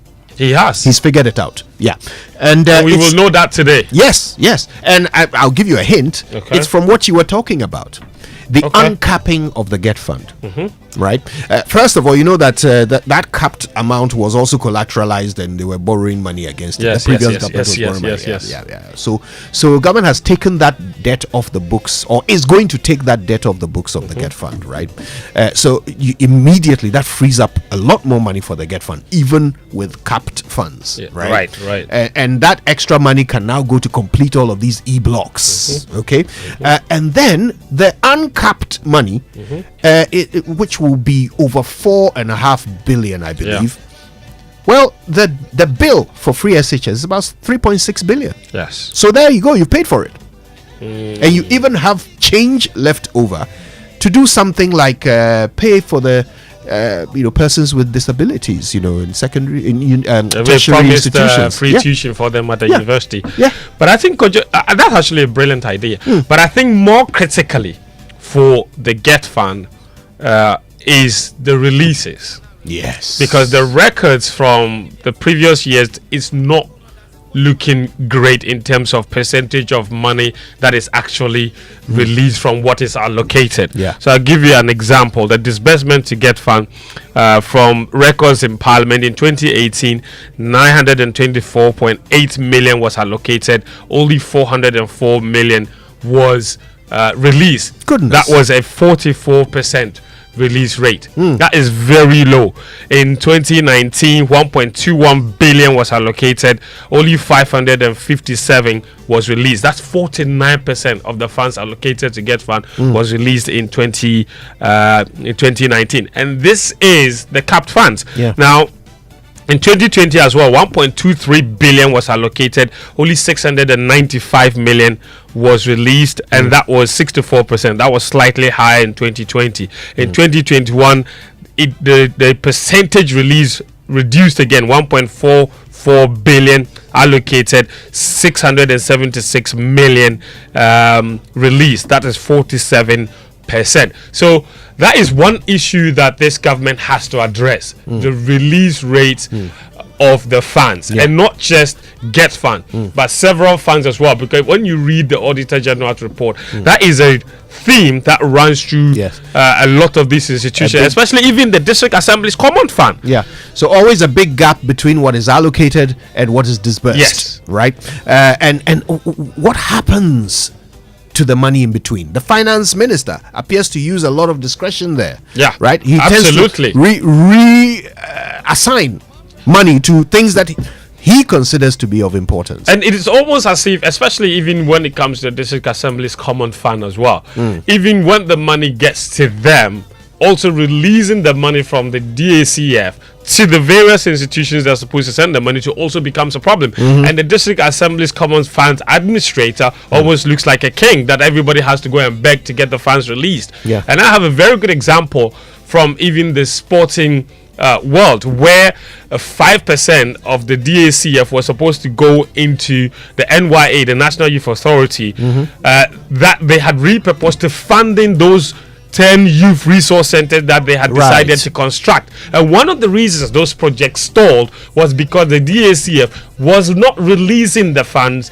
to the NYA. And this is a problem that runs through this country, and that is one of the things that this government has to address, that the finance minister has to address. The releases, it has to be timely, and they have to give the money to them, because you can't ask us to pay for a Get Fund. We've all agreed that we want this fund, and we've all paid. The money has been paid. You didn't have to go and raise it from somewhere. We paid it. It was there. And then you decide that something else is more important than the thing that we gave the money for. Right? And then you in the case of Get Fund, about 30% of it to go and do what you think is more important than what we are paid for. They capped 70% of it. Yeah. Imagine so that. Only 30% of the Get Fund is actually going to Get I Fund. thought capping 70% meant that 70% goes to them. No, rather it's the other way around. Holy Mother of... It's the other way around.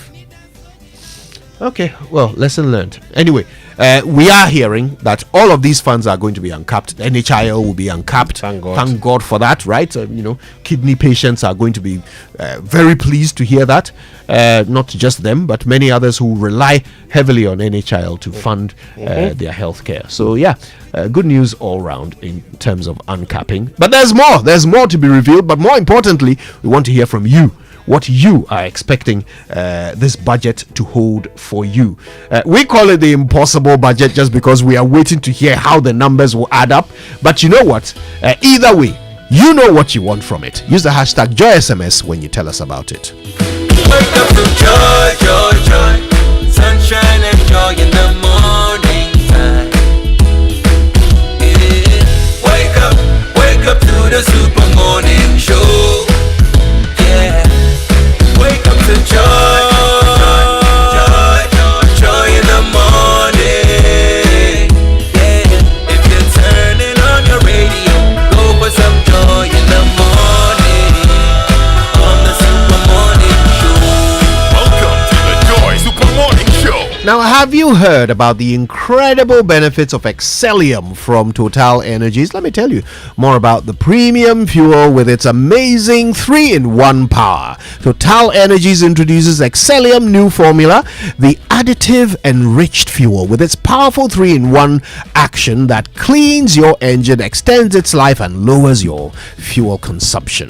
Thanks to the cumulative effect of its anti-corrosion, anti-wear, and detergent additives, Excellium new formula also lowers your vehicle fuel consumption while reducing CO2 emissions. You will drive, sir. Experience the difference with Total Energies Excellium new formula. Choose Excellium, choose quality.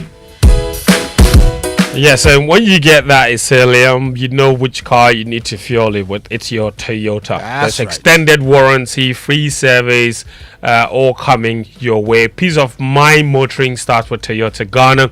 You can drive with complete confidence this year. Toyota Ghana is proud to present our game-changing extended warranty, 5 years or 120 kilometers, of whichever one comes first. Kojo, in your case, which one will come first? Charlie, the way I drive, the 5 years will come before the 120 kilometers.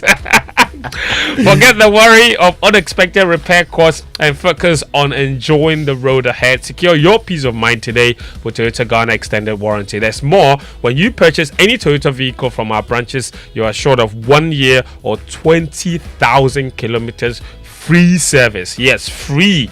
Talk about unbeatable value. You can call Toyota Ghana today on 0302 429 801 all the way to 5, and let's get you started. Terms and conditions apply.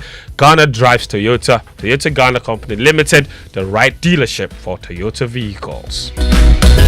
Now, Ghana, let's talk water tanks. Did you know the secret to real water storage is actually quite simple? If your tank doesn't have the tortoise on it, then it's not the perfect tank. That's right, the tortoise tank, Syntex tank, is the champion of water tanks. Now, the strong and durable tanks are built to handle our Ghanaian weather, so rain or shine, Syntex tank has your back. Listen, go outside, check your tank, and if it doesn't have the tortoise on it, it's time to upgrade.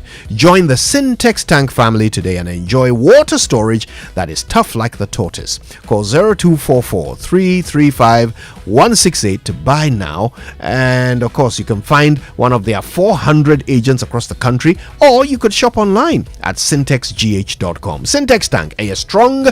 Are you tough?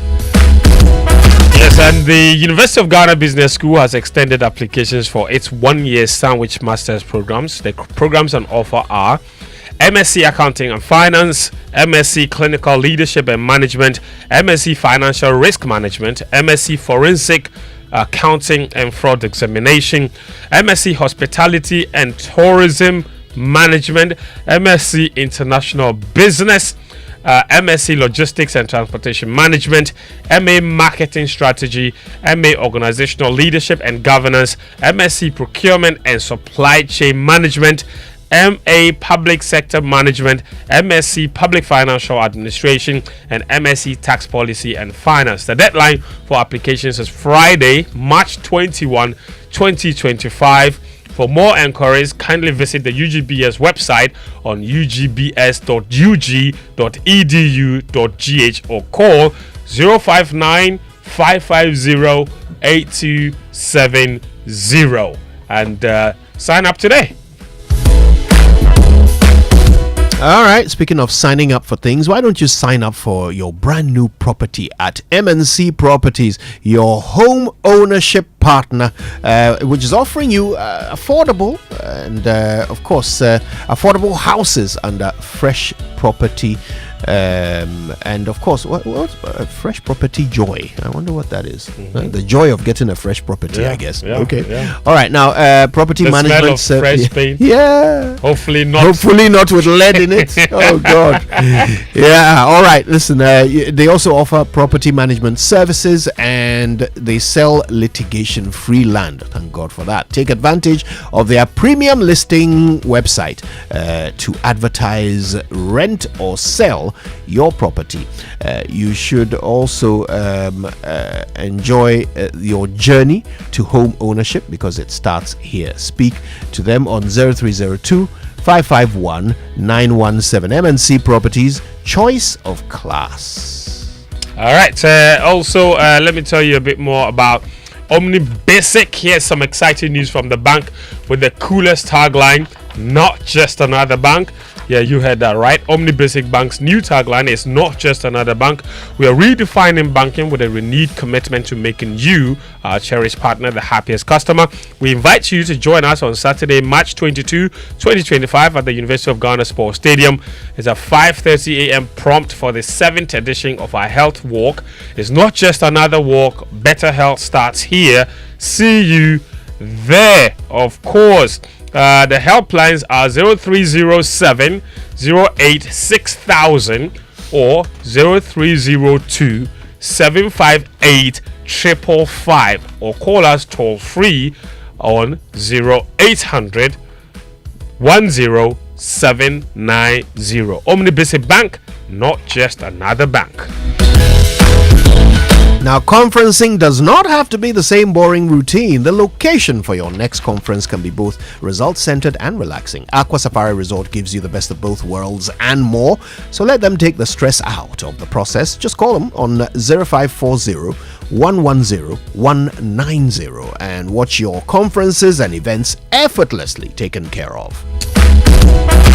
And have you heard the good news? SG Ghana is giving away lots of amazing prizes, including brand new luxurious Toyota RAV4 Adventure in the SG Ghana Deposit and Drive promo.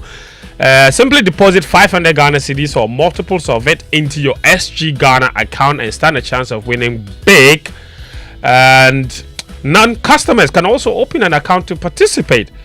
From now till 30th May 2025, you can win amazing prizes, including trips to Singapore or Dubai, Samsung mobile phones, air fryers, microwaves, TVs, or the ultimate prize, a brand new Toyota RAV4 from Toyota Ghana Company Limited. Minia will be just 7Y. The more you deposit, the better your chances of winning. So join the SG Ghana Deposit and Drive promo today. Visit your nearest branch or call 0302 214 314 for further inquiries. This promo is regulated by the National Lotteries Authority on the Caritas Lottery platform. Terms and conditions apply. Societe Generale, the future is you.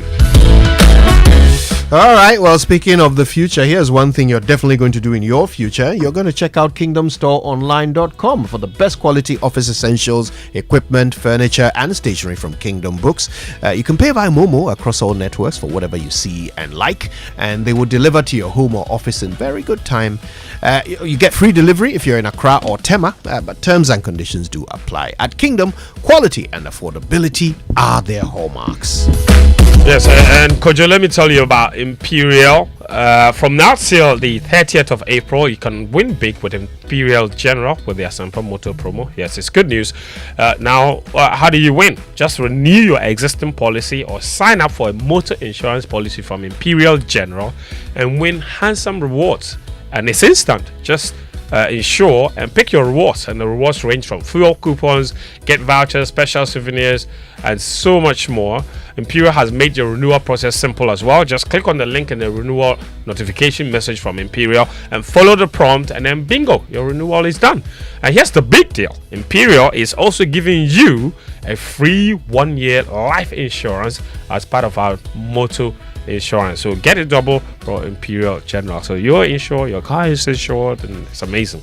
You can call us today 0577 667 436 or talk to your broker or any of our agents across the country for further details. You can also follow us on all our social media platforms. Terms and conditions apply.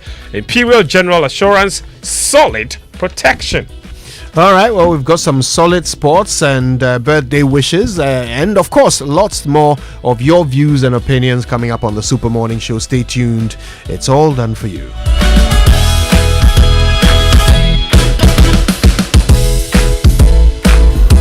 Imagine a world where your home or business is powered by the sun's boundless energy. Picture your rooftop transformed into a solar sanctuary, radiating with eco-friendly vibes and city-saving brilliance. Well, dream no more. With Standard Chartered's renewable energy loans, you can turn this dream into a dazzling reality. And guess what? Our renewable energy loans come at very low rates. That's right, we are not just offering loans, we are offering the keys to your solar-powered kingdom. Say goodbye to high electricity bills and step into a new world where every watt generated is a step towards a brighter, more sustainable future. So if you're ready to take control of your energy destiny and switch to solar today, give us a shout on any of the following phone lines: 050-153-5789, 050-153-5790, 0244-674154. Let's chart a course for a brighter tomorrow and make your solar dreams shine brighter than ever before. Standard Chartered, here for good. In September, 17-year-old Achia Esoa in Teshimami, along with 461,000 others, will sit for their final SHS exams. When the exams are over, Achia will be the ringleader of the celebration. Powder flying, signatures, and "I was here" some scrawled on every surface.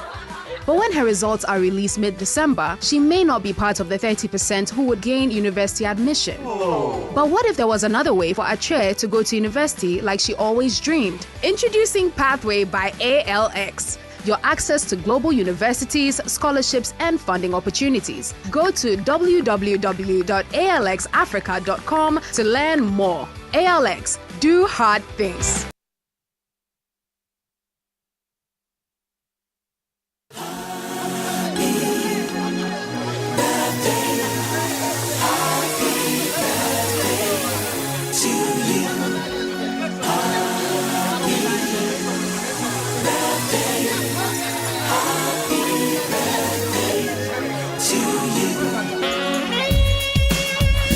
All right, well, birthday messages on the Super Morning Show are brought to you by MTN. Everywhere you go. And Bank of Africa, the African bank with global reach. Bank of Africa, as strong as a group, as close as a partner. All right, got a couple of them this morning. Quite a lot, actually.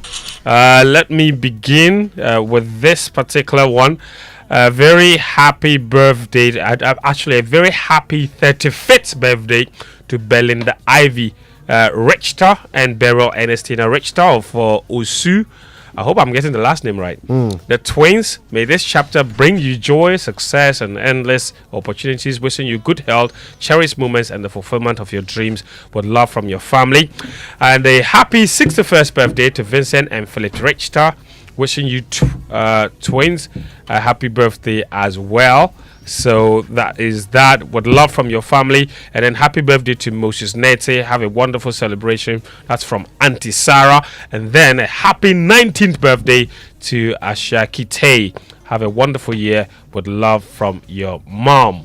Okay, did you do this one? Happy birthday to the former MD of GCB Bank PLC, Mr. Kofi Adomako, and this one is from Mama V. So Mama V. Yes, Mama V has popped up for a shout out to GCB Bank. Surprise.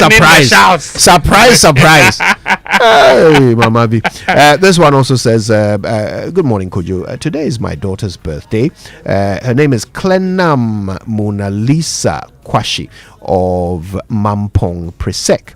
Please wish her a happy birthday from her dad, Daniel Mensah. Oh, isn't that nice?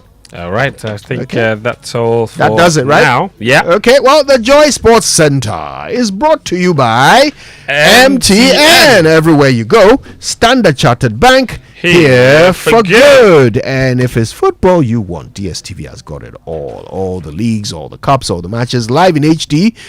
This season promises to be exciting. DSTV, your home of entertainment.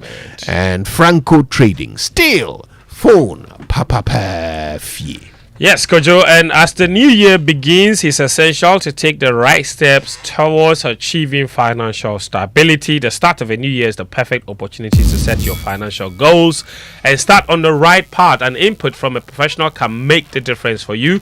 As Standard Chartered Wealth Management Limited Company, we have access to a wide range of investment options that offer you monthly and half-yearly interest payments through diversified investment portfolios. You can call us today on 0233 000041 or 0200 127 755, or visit us on the 4th floor of the Opevia House Airport here in Accra and speak with our certified investment advisors on what options suit your financial objectives and risk appetite. Standard Chartered, here for good.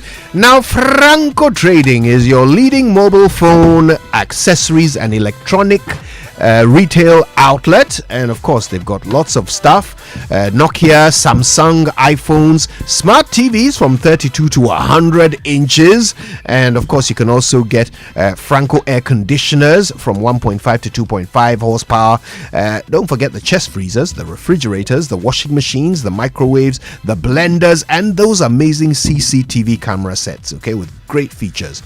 Also, you can get other mobile phone brands and accessories from all of their shops nationwide, and you get up to 40% discount on their digital platforms. You can call them on 0246 422 338. Okay, and you can also download the new Franco Trading app. It's called Franco. It's on Google Play Store, or just visit any of the francotrading.com. Still, phone Papa Fie.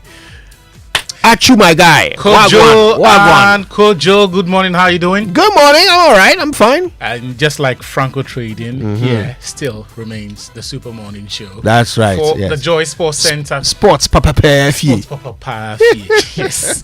We're going to start from the Ghana Premier League, because yesterday in Swatraman were beaten by a goal to nil by Samatex 96 in the last game of the Premier League match with 26 at the Babiani Dance Park. Yesterday. Now, this was Nswatraman's first game since the chaotic scenes in Nswatre back in February resulted in the fatal stabbing of Asante Kotoko fan Francis Nana Poli Frimpong. That defeat leaves Nswatraman in 14th place on the league table with 21 points, 3 away from the drop zone, while Samatex have now moved to 9th with 27 points. Meanwhile, Kumasi Asante Kotoko head coach Prosper Natiyogum, he's commended the Ghana Football Association for a good start in its implementation of the enhanced matchday protocols. Yeah, I think what I saw today is good. It's good for our game. I mean, if I look at what happened at Nswatre, I think we need some of these things to make sure that all stakeholders, including you yourself, everybody is safe. And I think that is exactly what the FA has done today.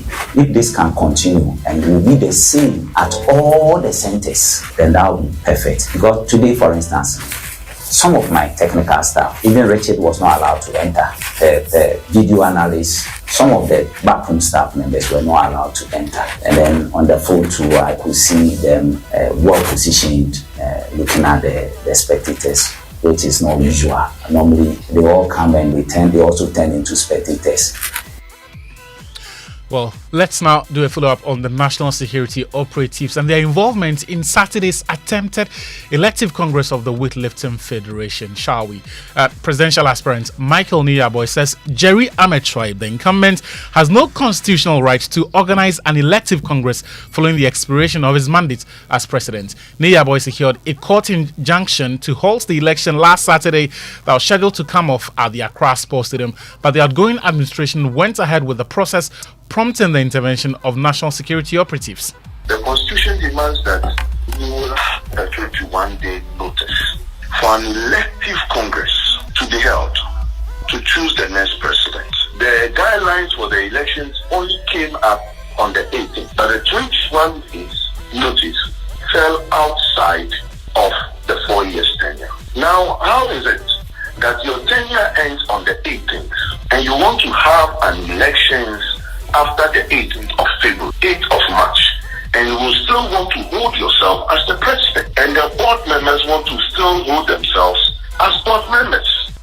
Well, let's now hear from Jerry Ametroib, shall we? He has suggested that involving national security operatives in the election process could lead to the revocation of their license as a federation.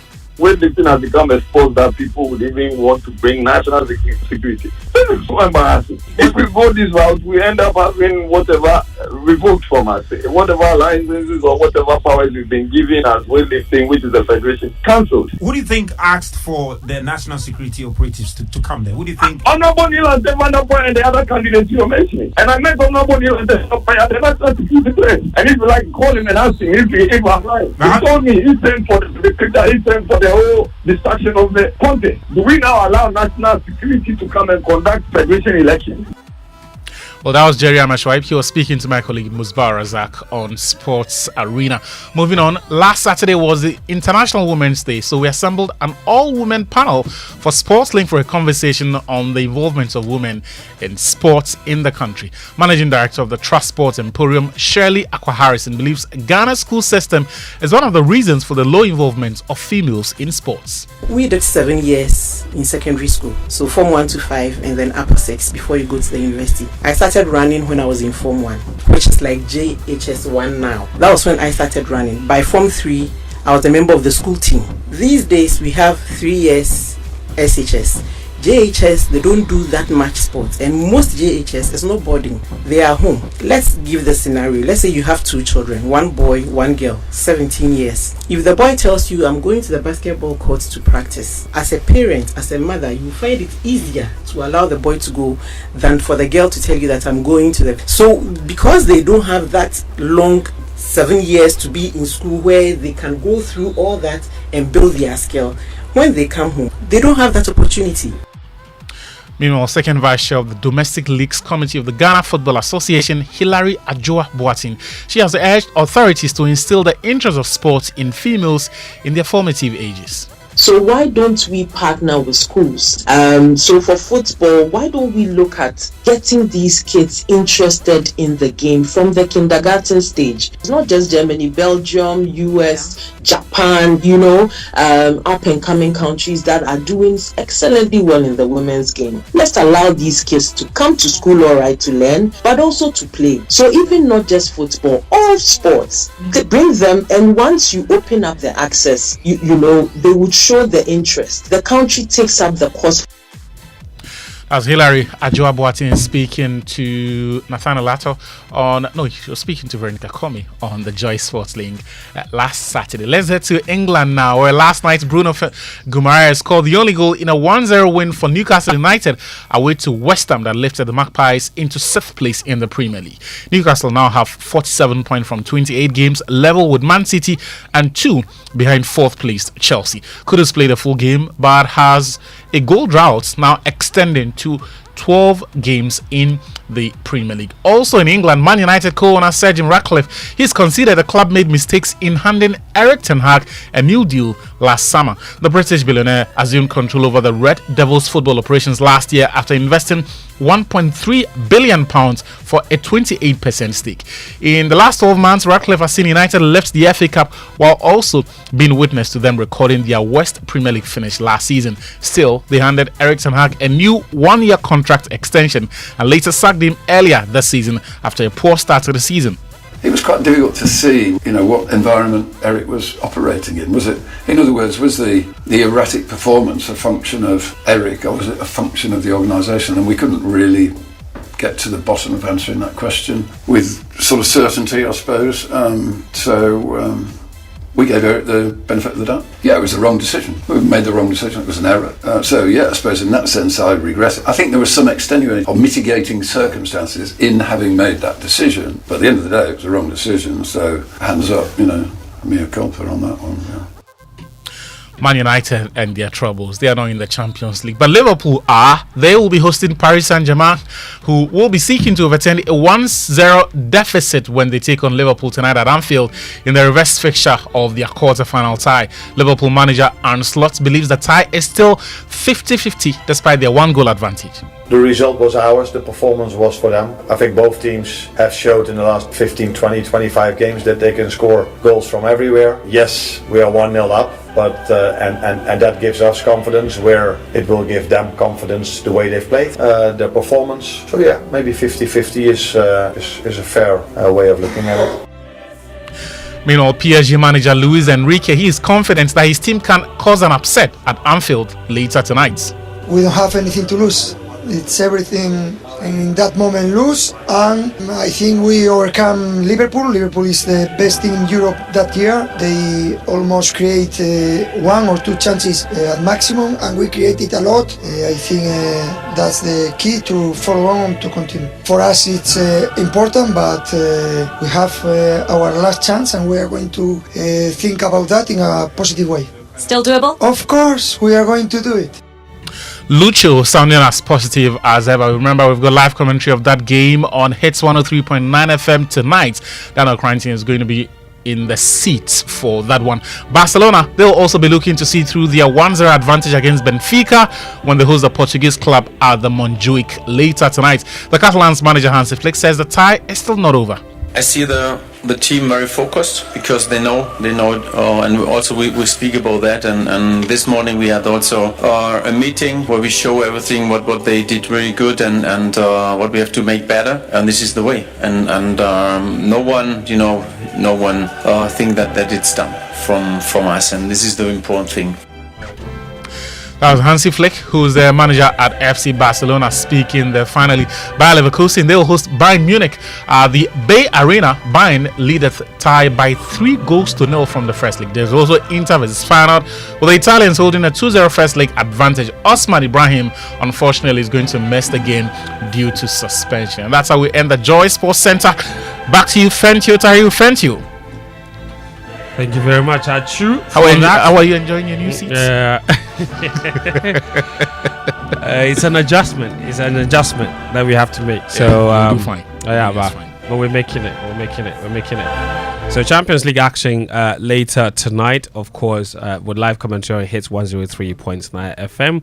It's come up to 55 minutes after 7 here on the Super Morning Show, and Kojo Youngston, of course, is still here with me. Coming up at 8 a.m. is the Joy Business Minute. I'm sure Daryl and his people have a lot to say about the budget, of course. But while we're waiting for that to happen, let's remind you to use the hashtag JoySMS. When you're telling us what you expect to see in the budget. Social media messages will be shared later on the show, and they are brought to you every morning by EcoBank, a better way, a better Africa, and Provident Insurance. With Provident, man, you are covered.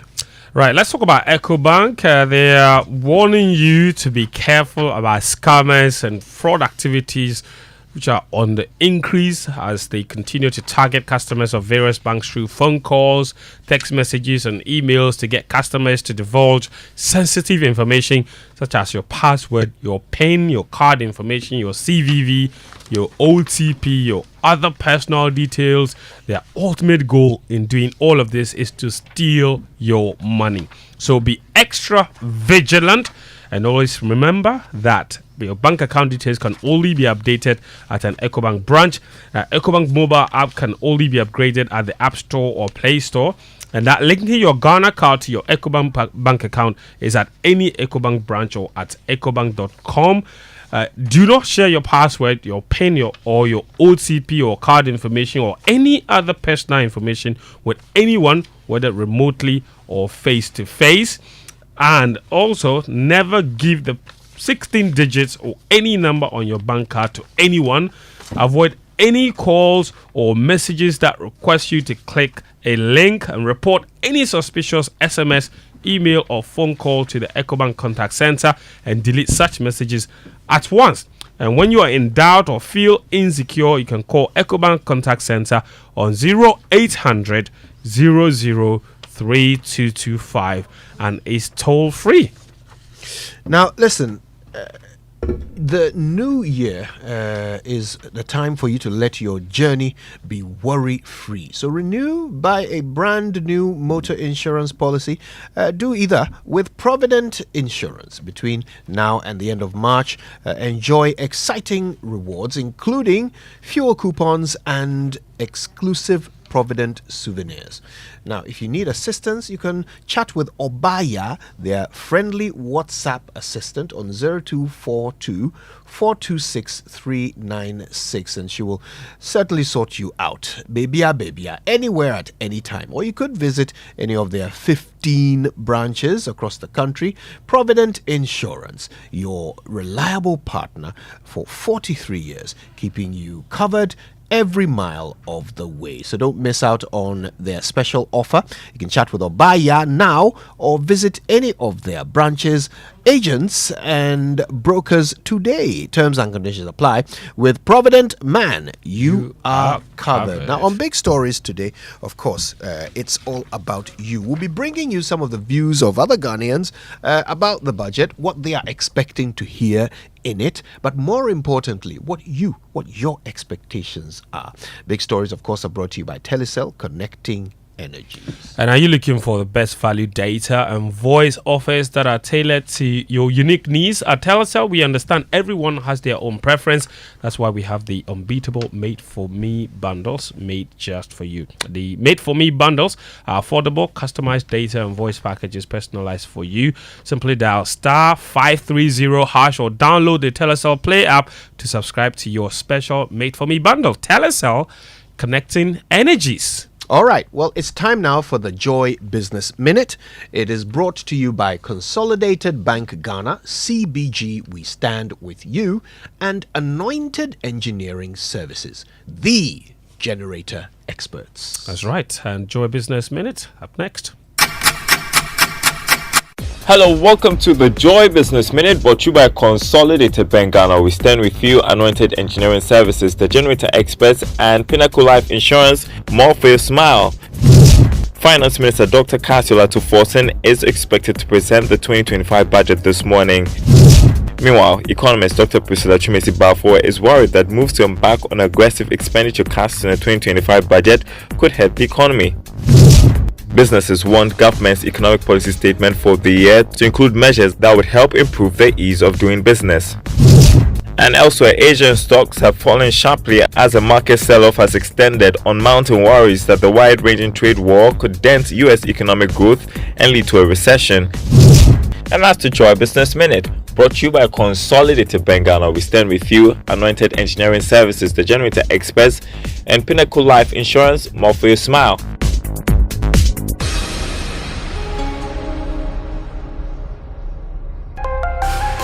Are you tired of rising fuel costs and frequent service and maintenance draining your budget? Are you a transport business thinking of the best eco-friendly and cost-saving option for a car? Then switch to the Cerio Nano 3 electric vehicle. The Cerio Nano 3 EV is proudly marketed and distributed in Ghana by Anointed Engineering Services Limited. The sleek Cerio Nano 3 electric vehicle, with its advanced technology and high performance, emits zero emissions because it does not run on fossil fuels. No need to worry about a charging station because you can charge your Cerio at home directly by plugging into the socket. The Cerio Nano 3 electric vehicle offers unmatched comfort, interior design, fast charging, long-lasting battery, and a portable digital ultra-silent genset for backup charging no matter your power situation anywhere. Visit our showroom for a test drive at the Kwame Nkrumah Avenue, Farisco Traffic Light, opposite Glyco Office at Dabraka, Accra. Call our hotlines on 0540 100 868 and 0243 480 334. Anointed also stocks genuine spare parts and delivers after-sales services 24/7 for our Cerio Nano 3 EVs. The Cerio Nano 3 electric vehicle. Experience a legacy of luxury modernized. Cerio EV. Go electric. Ophebia, did you brush your teeth before eating? No, mommy. Anytime I use daddy's toothpaste, I get bruises in my mouth and sometimes I feel like vomiting. That's not an excuse. As a child, you need to brush your teeth before you take your breakfast to avoid tartar and cavity, okay?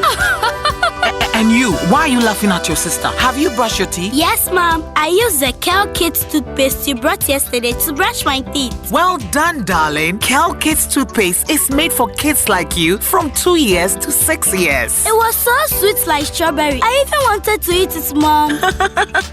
No, you can't eat it. It's toothpaste, not toffee, okay? It's always advisable to give your kids Kel Kids toothpaste to brush their teeth. Kel Kids toothpaste strengthens teeth and prevents decay and cavities. As a mother, I always make sure my kids use Kel Kids toothpaste. Kel Kids toothpaste with strawberry flavor makes brushing exciting for our kids. Kel, happy smile. This advert is FDA approved. EcoBank Mobile, they make me say, EcoBank Mobile, they make me crazy. Download it and use it. It gon' make your life so easy, yeah. Download it. You go enjoy it. In my Brahmin check. In my Brahmin check. Come make a download them for you. Cause you can pay bills, you can buy credit, you can pay school fees, even church tights with the Apple. EcoBank Apple.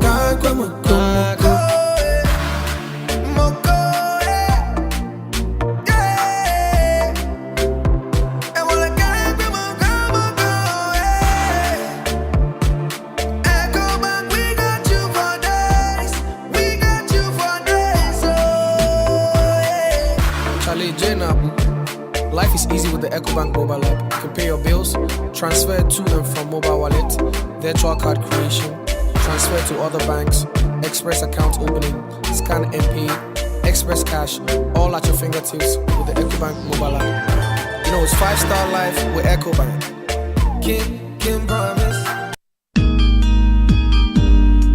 This new year, let your journey be worry-free. Renew or buy a brand new motor insurance policy with Provident Insurance from January to March 2025 and enjoy exciting rewards such as fuel coupons and exclusive Provident souvenirs. Need assistance? Chat with Obaya, our friendly WhatsApp assistant on 024-242-6396. She will sort you out, babya, anywhere, anytime, or visit any of our branches, agents, or brokers today. Provident Insurance, your reliable partner for 43 years, keeping you covered every mile of the way. Don't miss out on this special offer. Terms and conditions apply. With Provident, man, you're covered. Provident, man, you're covered.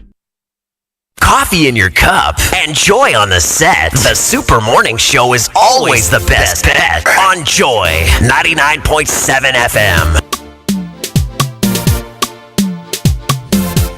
Right, welcome back to everybody's favorite breakfast. It's 5 minutes past 8 on the Super Morning Show, and some friends of ours will be stopping by in just a bit, won't they, Fentu? Yes, we have friends from GCB Bank, retail banking sector or retail banking branch. They will be coming to us to talk about the general public on new details for the repackaged personal loan offering. Repackaged personal loan offering, to share information on the new developments with regard to the bank's offering. So, you know, we could all use a loan here. I tell you, no lie. Yeah. Personal loans. Exactly. I mean, when you are listening to the money. budget, then you are also planning your own. Very important. Because personal loans there, every now and then you need it. Personal domestic debt exchange. What would you use a loan for right now? At this very moment, I don't know personally what I would use one for right now, but I know that one of the best uses of a loan, is to pay off a more expensive loan. It's a smart business, right? I mean, if you that's how the rich people live, right? Yeah. If you have a loan and the interest rate is 30%, and then someone offers you 10%, it just makes sense. Yeah, that you would take the 10% one, pay off the 30% one, and then you have and then you start servicing the 10% one. Exactly. It makes more sense. Yeah, so that's one of the good things to do with a loan. It is a good thing to do. Today, GCB will be Would here. you ever take a loan to marry? Dear God, no. Father in heaven, no. People do that. That's what I hear. Yeah, people do that. Hey, that's a little. The guts on these men. Yeah. That is gutsy. I'll tell you that. You're borrowing money to secure lifelong debt. Yeah. What do you mean lifelong debt? I mean, a family is an expense. It is an expense. Yes. And if you're not ready for it, and you go and borrow to do it, what are you thinking? Anyway, is it any different from government of Ghana, going to some of the things that we've been borrowing money for? Is it any different? Anyway, let's not go there. Oh God! Well, I'll tell you what. Let's not go there. People have lots on their minds this morning. We've been asking them what they are expecting to hear in the budget, and we certainly want to hear from you. Use the hashtag #JoySMS when you're posting on X. Here are some of what other Ghanaians have been saying they're expecting to hear. Yes, the minister came to the market to interact with some of the market women, and some of our fears are if the dollars don't come down and the petrol don't come down, so it will be very difficult for the prices of goods to come down. So we hope they will make those things very easy for us so that goods will come down and be stable. Import duties in this time cars no is over garages first ne cars na babebre next ka bia okita obit manya ka ne be na manfo timi diska be 2-3-400,000 ba be ka open onya first 4x4 ukita 150,000 wo beto 4x4 lozu be ne se cars ni nya na nam 7 billion on to timi hwehwe import do ye nim se ye koya nim de but akufo ado de tumri ka do enti ye wura ma bai on ma ne mamra na chi.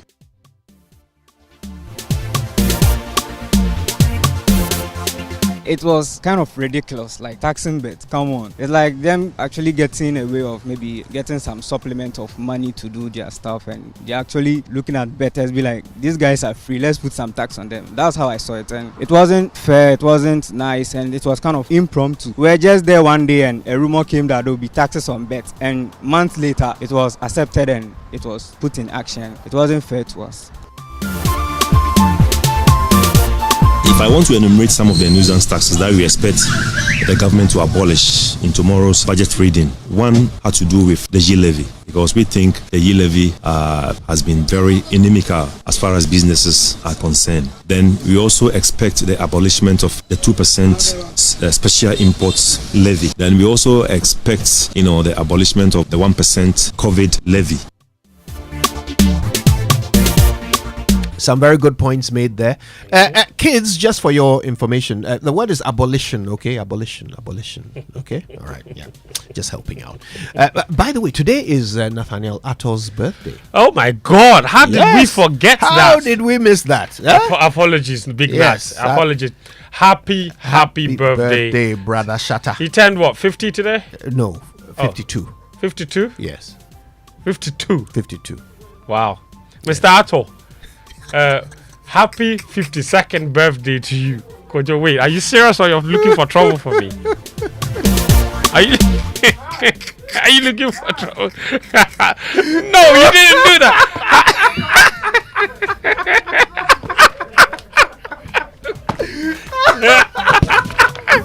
Oh no. Kojo, you didn't do that. That's not fair. He's aging like fine wine. That's not fair. Big Nuts. Happy. I will remedy the situation. Happy 22nd birthday. Oh, goodness. Oh, God. Anyway, wherever you are, Nathaniel, I hope you're having a good one. I'm sure he's on TV. Thankfully. Well, yeah. He will miss this. Now, you said our friends from CBG will be here soon, right? Yes. Well, listen. No, not CBG, please. GCB Bank. GCB. You see, I get them mixed up.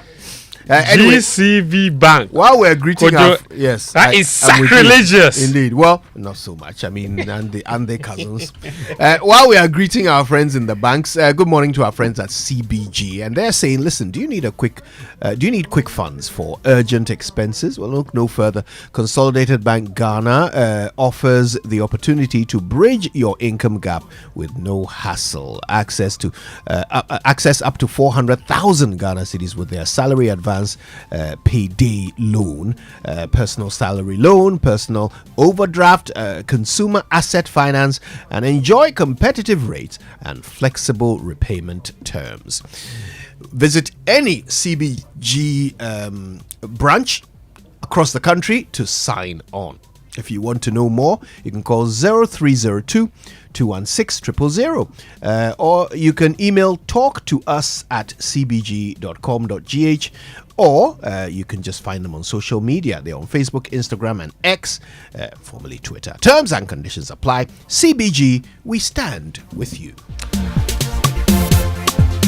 And are you tired of endless traffic jams and rising fuel costs? Is frequent vehicle maintenance draining your budget? Well, if you're looking for an eco-friendly, cost-saving solution for personal or business transport, it's time to switch the future of driving. The all-new Cerio Nano 3 electric vehicle is here. It's proudly marketed and distributed in Ghana by Anointed Engineering Services Limited. The Cerio Nano 3 EV offers zero emissions, running entirely on electricity. No charging station, no problem. You can simply plug it into a standard socket at home. This sleek EV combines advanced technology with high performance, featuring a fast-charging, long-lasting battery, a portable, ultra-silent digital genset for backup power, and an elegant, comfortable interior. Every purchase also comes with a 1-year warranty. You can visit our showroom.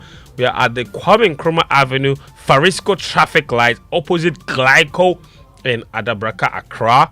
You can call us. The numbers are 0540 100 868 or 0243 480 334. In Kumasi, you can find us in front of the Tat Yard, Ak Mayanka Road, or the number in Kumasi is 0243 480 334 and 0544 340 589. 093 EV, experience a legacy of more than luxury. 0 EV, go electric. All right. Well, listen, we're going to be bringing you more about what we expect to hear from the budget. Okay, we've got a little bit of behind the scenes information, but you can tell us what you expect to hear as well. What are the things that are of importance to you, right? Is it in healthcare? Is it in education? Is it a road that you are expecting to hear that it's going to be fixed, or is it something to do with one of these capped funds, or maybe you are interested in taxes and some relief coming to your pocket? Whatever it is, tell us about it. Use the hashtag JoySMS, and we will actually open the phone lines on this one a little bit later. Stay tuned. It's all coming up on the award-winning Super Morning Show. Reasons why we dey connect each child. It not be say we won't make one our loved ones happy. Daddy, thanks for the tea cash, okay? I love you. That be my daughter Angela. Say I go take care of my parents. It be my duty. Say make I pay my bills. I dey use Telecel cash. The suppliers for my shop there. Hello boss, I get a Telecel cash alert too. They deliver the things right here. I dey make them happy because I fit pay them directly to my merchant number for any network talk. Then sort my people out with Telecel cash for free. If one a family parties, then business partners they happy. It be they make one a connection strong. Carry Telecel cash, send money, give your people for them a Telecel cash wallet store. Any day, anytime. It be free. Make you save money. Tap cool. Then make your menace smile. Anytime you go carry Telecel cash, send them money. Telecel, connecting energies. Babe, today we are going on the road trip. Full tank, good vibes, no worries. Road trip? But you always check fuel prices before moving. Oh, that was before Holland Motor Insurance. Now, free fuel vouchers got me covered. Hey, free fuel? And if we break down? Oh, look, Holland's 247 roadside assistance, day for we. Sir, then this road trip, dear, means slacking. Let's go. Buy Holland Motor Insurance and enjoy free fuel vouchers and 24/7 roadside assistance, as well as exclusive benefits when you renew your policy. Get it nationwide through brokers, Holland to you offices, Shell, Malcolm, or on WhatsApp with Araba Holland at 0242 426 412. You can also dial the toll-free hotline on 0800 444 999 for more. Miss Lucky Cra, grab Holland Motor Insurance now for exclusive benefits. Okay, Mr. Big Spender. Next up, ice cream.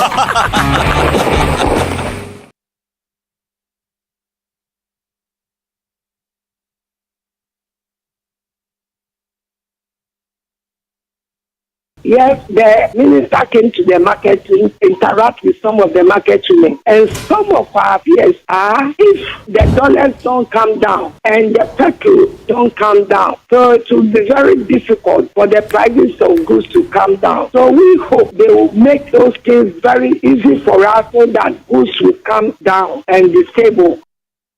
Import duties in this time cars no is over garages a first ne cars na babebre next ka bia okita obit manya ka ni be na manfo timi diska be 2-3-400,000 ba be ka open unya first 4x4 ukita 150,000 wo beto 4x4 lozu be ne se cars ni nya na nam 7 billion on to timi hwehwe import do ye nim se ye koya nim de but akufo ado de tum rikado do enti yewura ma bai on ma ne mamra na chi.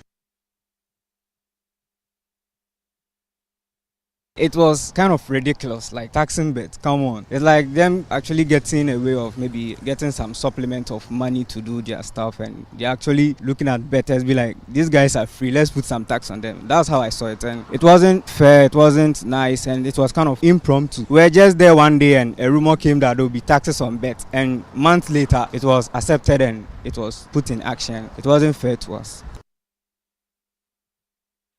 Joy 99.7 FM.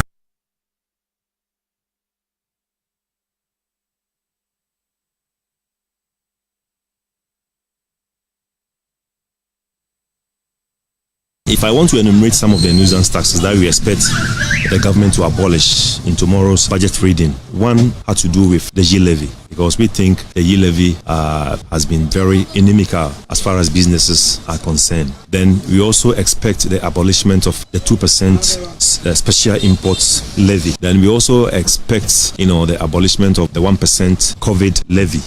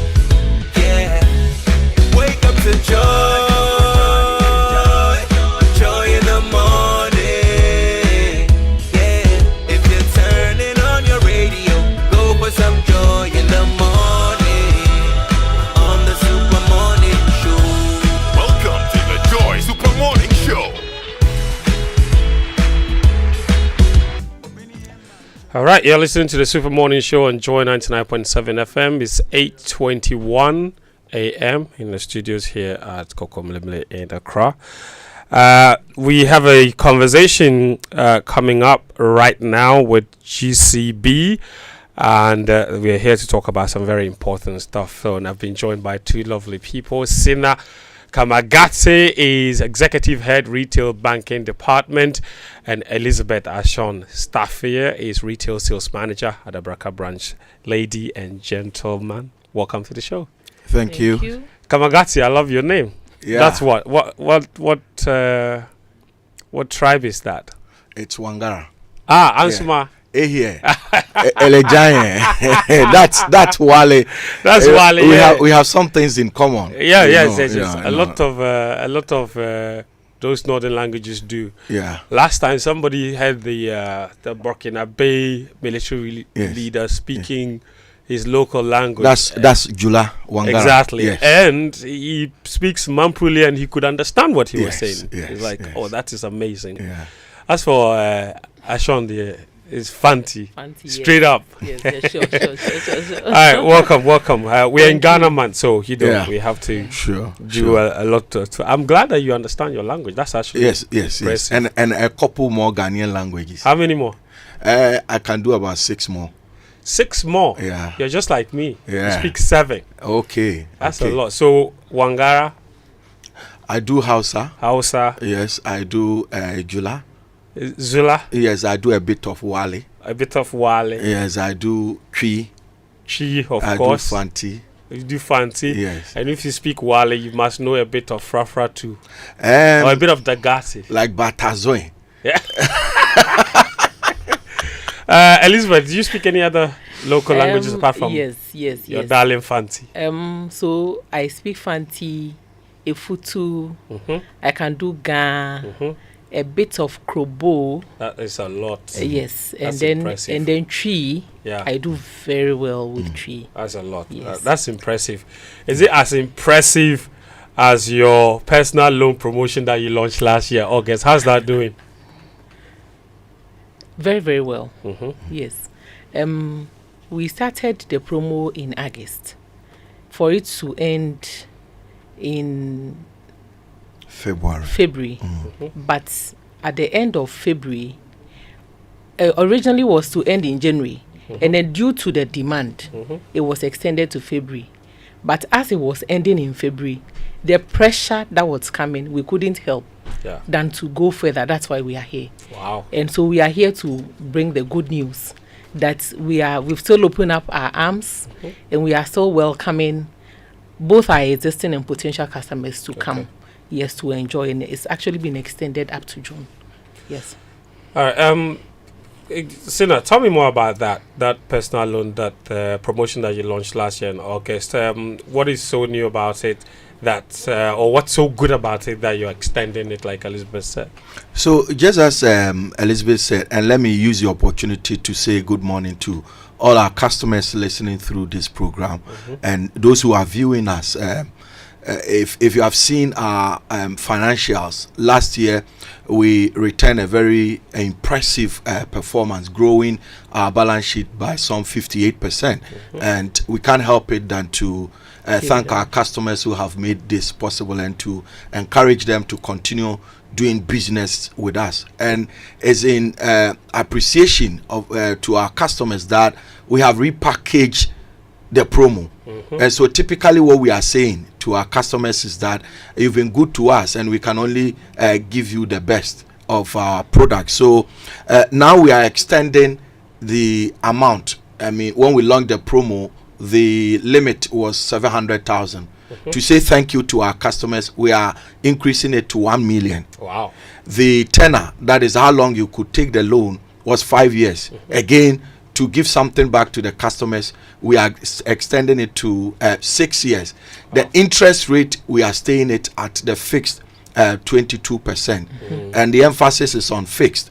At GCB, when you pick up a loan, from day one, you know with precision how much you are going to pay till you finish servicing the loan. And to put the icing on the cake, what we have done to our customers who want to buy cars is to sign an agreement with VW, and so you get the loan at a reduced interest rate. I mean, huge money. You go to VW, and they also give you a discount just because you are a GCB customer. Amazing. So that's what we are offering to our customers. Amazing. Let's talk about the details that customers or potential customers need in order to take advantage of this. Let's say don't bank with GCB. How do I benefit? Or if I bank with GCB, how do I benefit from this? Okay. So on that one, we're saying that if you are a GCB customer, all you need to do is to have your salary coming to us. Yes. Previously, per policy, your salary would have to come for 3 months for you to qualify. But now we're saying that let your salary come through for 1 month. Just 1 month. Just 1 month, and you are good to go. Yes. And for somebody listening to us who says, "Oh, I'm not with GCB, but I wish," we say, "Come, just come and open an account with us. Let your salary come through for 1 month, and you can also benefit." Some people are saying, "Oh, I have some commitments with my bank, and I will still want to." We have a package for institutions that we have an agreement with institutions that they can do source deductions for us, and also we we draw that agreement, and then we are able to rope them in. So there is something for everybody, from pensioners to normal salaried workers. Even for that's not the part of the promo, but for businesses also. There is something tailored for. GCB is the bank for the indigents. For everybody. So there is something good in there for everybody. Yes. And I'm very interested in this. There are different kinds of personal loans, but why must someone take advantage of this particular GCB bank promo? What are the benefits of this particular one? So, just as Lizzie has mentioned, at GCB, when you take a loan, we give you the loan at a rate that is amortized. And what I mean by that is that your interest payment is actually on your outstanding balance.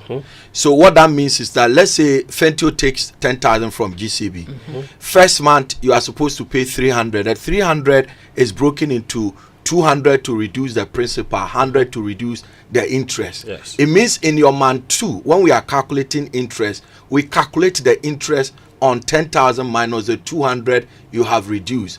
And so you see that effectively, by the time you finish servicing your loan, you have actually paid less interest in effective terms than the 22%. This is the transparency we give to our customers. On top of that, from day one, we give you your repayment schedule. So at your own comfort, you can actually call over and know when you are going to finish servicing this loan. Now, what we do also for our customers is that circumstances do change. Of course. And so if you took the loan this month, March, and then June you hit a pay upgrade, you get promoted.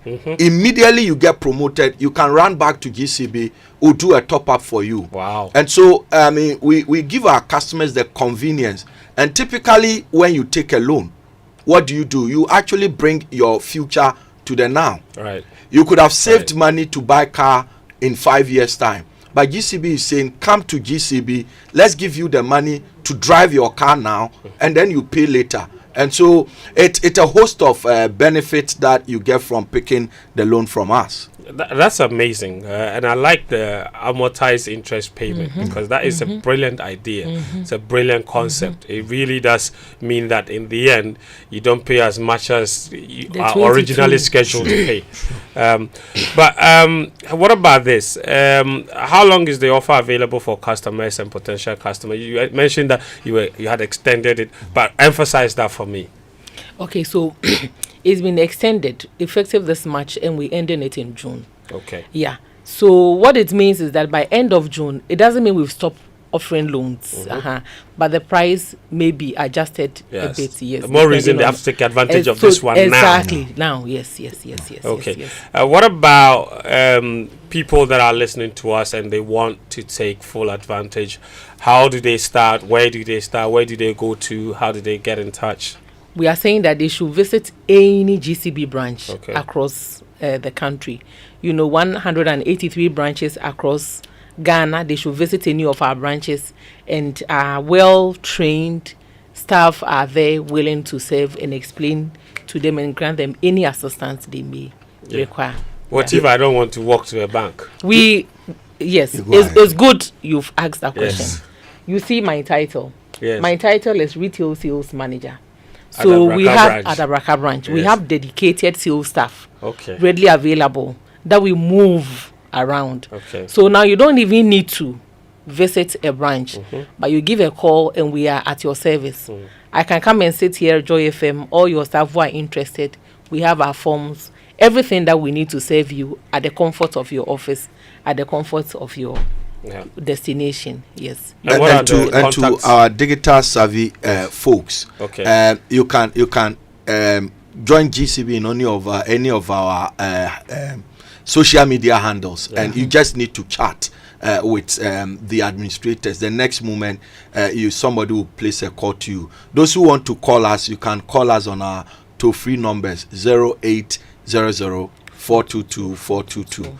And to those who like to WhatsApp, you can do 0202 422 422. So at GCB 422 422, and within the next 20 minutes after your call, a salesperson would be with you. Service, yes. You have no idea. You mentioned the number of your branches. You said 184 branches. 84 branches across 16 the country. agencies. You have no idea how much a GCV branch in my hometown Tumu saved my university education in at Lagos, because Tumu and Lagos is far.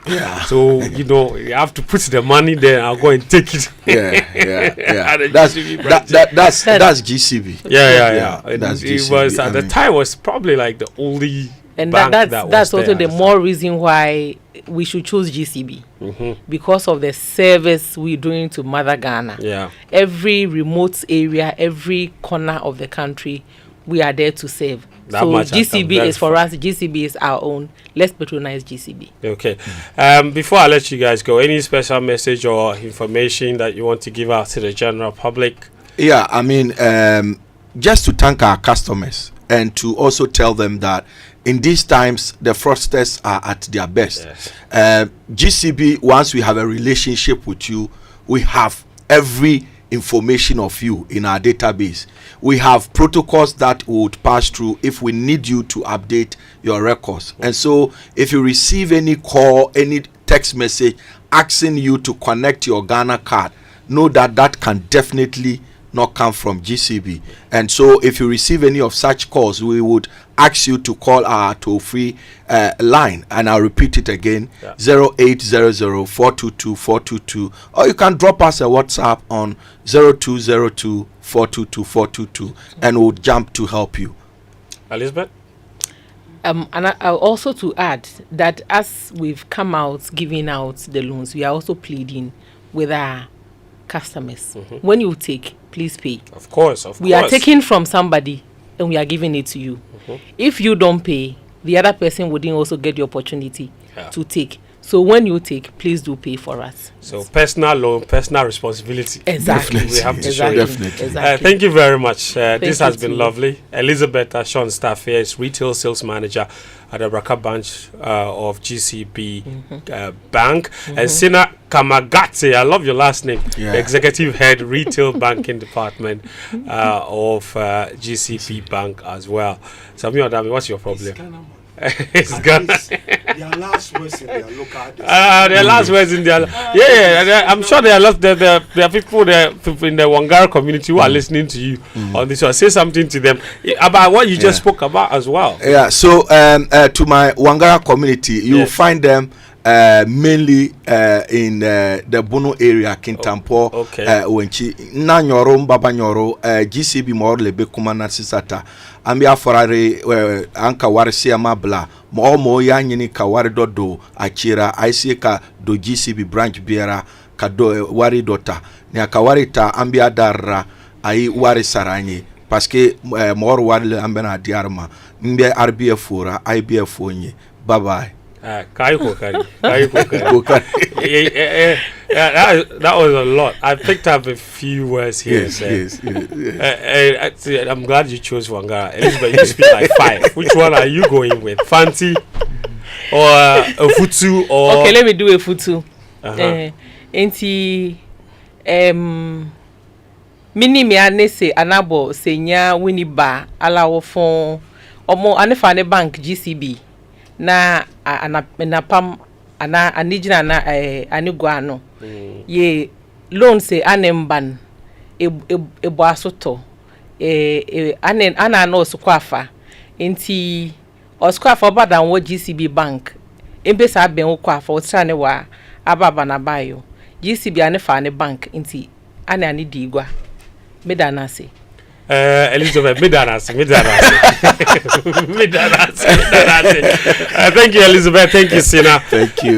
From GCB Bank, speaking to us this morning on all of their personal loan offerings, which has been extended, especially to June of this year. Started August last year, is doing so well, so much so that they've extended it to the June of this particular year, and they've increased the amount and they've done so many other things to it. Thank you guys so much once again for coming. You're listening to the Super Morning Show on 99.7 Joe FM. It's 8:37 a.m.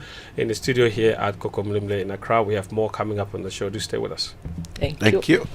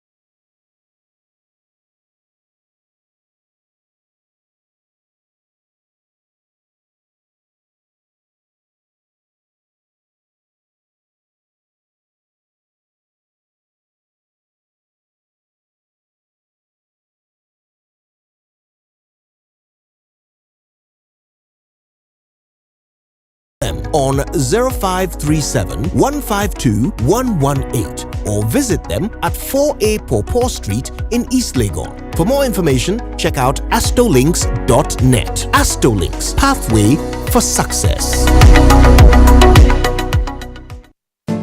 Electroland Ramadan promotion is here. Get unbeatable deals on top brands Samsung, TCL, Media, and NASCO. Get NASCO 166-liter top mount freezer at 3,999 Ghana cedis plus a free flask. NASCO tabletop freezer starting from 1,999 Ghana cedis plus a free flask. NASCO chest freezer at 3,899 Ghana cedis plus free NASCO deep fryer. Get our Media 198-liter chest freezer at a whopping discount from 5,249 Ghana cedis to 3,999 Ghana cedis. For 4,499 Ghana cedis, you can get a TCL bottom mount fridge plus free NASCO meat grinder. Get our Samsung top load washing machine at 6,499 Ghana cedis plus free NASCO deep fryer. Rush to our showrooms and authorized dealers across Ghana. Call 0503-159-739 for inquiries. Electroland, home of affordable luxury appliances and electronics. Welcome to Spintex Plaza, where living and working blend seamlessly. Spintex Plaza, the place to be. Furnished apartments feel so free.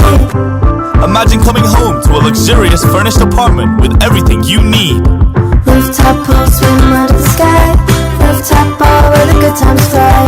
Rooftop gym, get fit and strong. Spintex Plaza, you can't go wrong. Spintex Plaza, your home, your work, your lifestyle. Come see us today or call us on 0241 327 363. www.spintexplaza.net. Building or renovating? Look no further. At Interface Limited, we have everything you need to create stunning spaces. Transform your interiors with our top quality plasterboards, acoustic ceilings, and cement boards. Step into style with our exquisite laminate and engineered floors. And for your data centers, durable raised access floors. Elevate your outdoor spaces with our WPC decking and fencing. Protect your home with our beautiful and reliable roof shingles, insulation, canopies, and PVC fascia boards. Add a touch of elegance with our beautiful POP cornices and roses. Quality, affordability, and style all in one place. Building a better Ghana, one space at a time. Visit www.interfacelimited.net or call 0274 999 999. Come on. Good boy. Honey, look, he's crawling. Wow. Good job. The new Cerelac Wheat and Maize has the combined goodness of wheat and maize grains fortified with iron, vitamins, and minerals also found in fruits and vegetables. To prepare the new Cerelac Wheat and Maize, just add milk. Enjoy your little one's big moments at less cost. Cerelac, care for them, count on us. This advert is FDA approved. Active Insurance Mamwa Fisher Po. Buy or renew your motor insurance in the Active Fisher PAP promo and walk away with instant gifts such as free fuel coupons, car dusters, and branded souvenirs. Dial *713*313# or visit any of our branches, agents, and brokers nationwide to buy or renew your motor insurance policy. Get activated and receive your instant gift. Promo ends on 30th April 2025. Terms and conditions apply. Active Insurance. Our clients, our passion.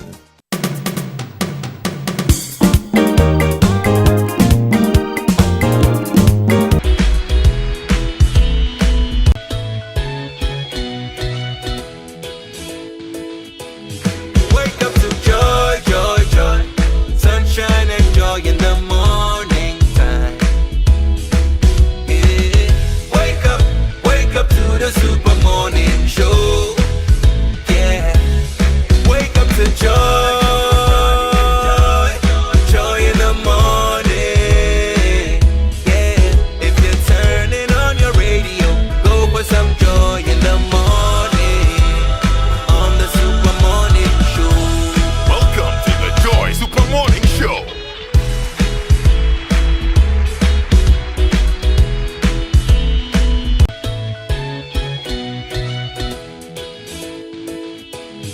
Wake up to joy,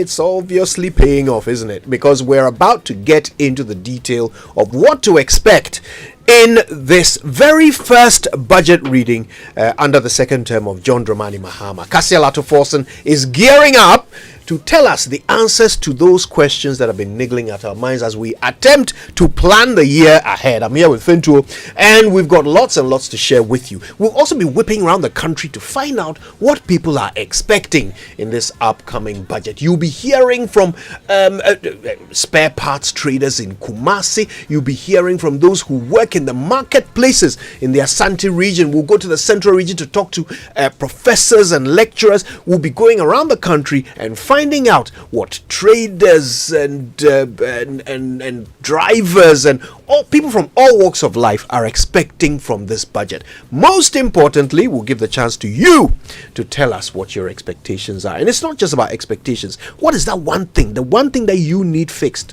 in order for your year to go better? Okay, that's what we're focused on today. Stay with us, it's all coming up. But just before we engage our guests, and by the way, from Cape Coast, from the University of Cape Coast School of Business, we'll be talking to a senior lecturer, Dr. Dominic Owusu. I think he's on the phone right now. Dr. Owusu, good morning to you. Good morning. Thank you for making the time. And to your listeners. Wonderful. We will also be hearing from Tony. Tony Opong is in the Asante region. He's the chair of GUTA, and he's actually a spare parts dealer. Tony, good morning to you.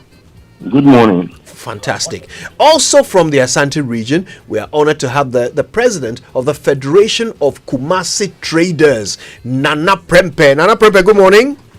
Good morning, Senior. Thank you so much for making time to speak to us this morning. All right, now just before we get into it with our three guests, let me ask, are you ready to drive innovation and take the next step in your career? Apply for Ashesi University's Master's Program, which combines world-class education with African relevance. Regardless of your career aspirations, an Ashesi Master's Program equips you with the skills and ethics and network to lead boldly. Applications are open for their 2025 cohort. Learn more at ashesi.edu.gh. Yes, and if you're given the choice, we all want a little more. A few extra minutes of sleep before the alarm goes off, just a bit more time to wrap up that project, and of course, a little extra shito with your bread, because let's be honest, more is always better. So, do you want more? Because we're just getting started. Stick around, there's plenty more coming your way. Your story matters, APSA. All right, listen, let's get into it. And I'll start with you, Nana Prempeh, if you don't mind. I mean, you are the president of the Federation of Kumasi Traders. The finance minister will talk for 2 hours today, from 10 till 12. But in those 2 hours, what are the main things you are expecting to hear so that you can plan 2025? Good morning once again, and good morning to our cherished listeners. The general overview of traders across the country is the expectation that the finance minister will be talking about the reduction of taxes. As we all know, when I talk about the taxes, I refer to the import duties at our various harbors, which is hampering the importation of goods, is affecting traders. Then also, to be specific in Kumasi, it is the expectation of traders in Kumasi that the finance minister will be talking about the phase 2. He will be making provision for the phase 2, the stalled phase 2 market, central market phase 2 project, which has been stalled for some time now. It is the expectation of traders in Kumasi that the finance minister will be talking about a provision that he's going to make in this year's budget. And then also interest rate, the cost of borrowing. The high rate of the interest rate is very high. It has made the cost of borrowing very high. It is deterrent to we the traders, because if you access facility from our various banks, it makes it look as if we are rather working for the bank, because of the high cost of interest rate. Some traders are not even able to pay back loans or facilities that they collect from these banks. So these are some of the expectations. Then we expect the finance minister to also talk about the cancellation of the COVID tax and then e-levy.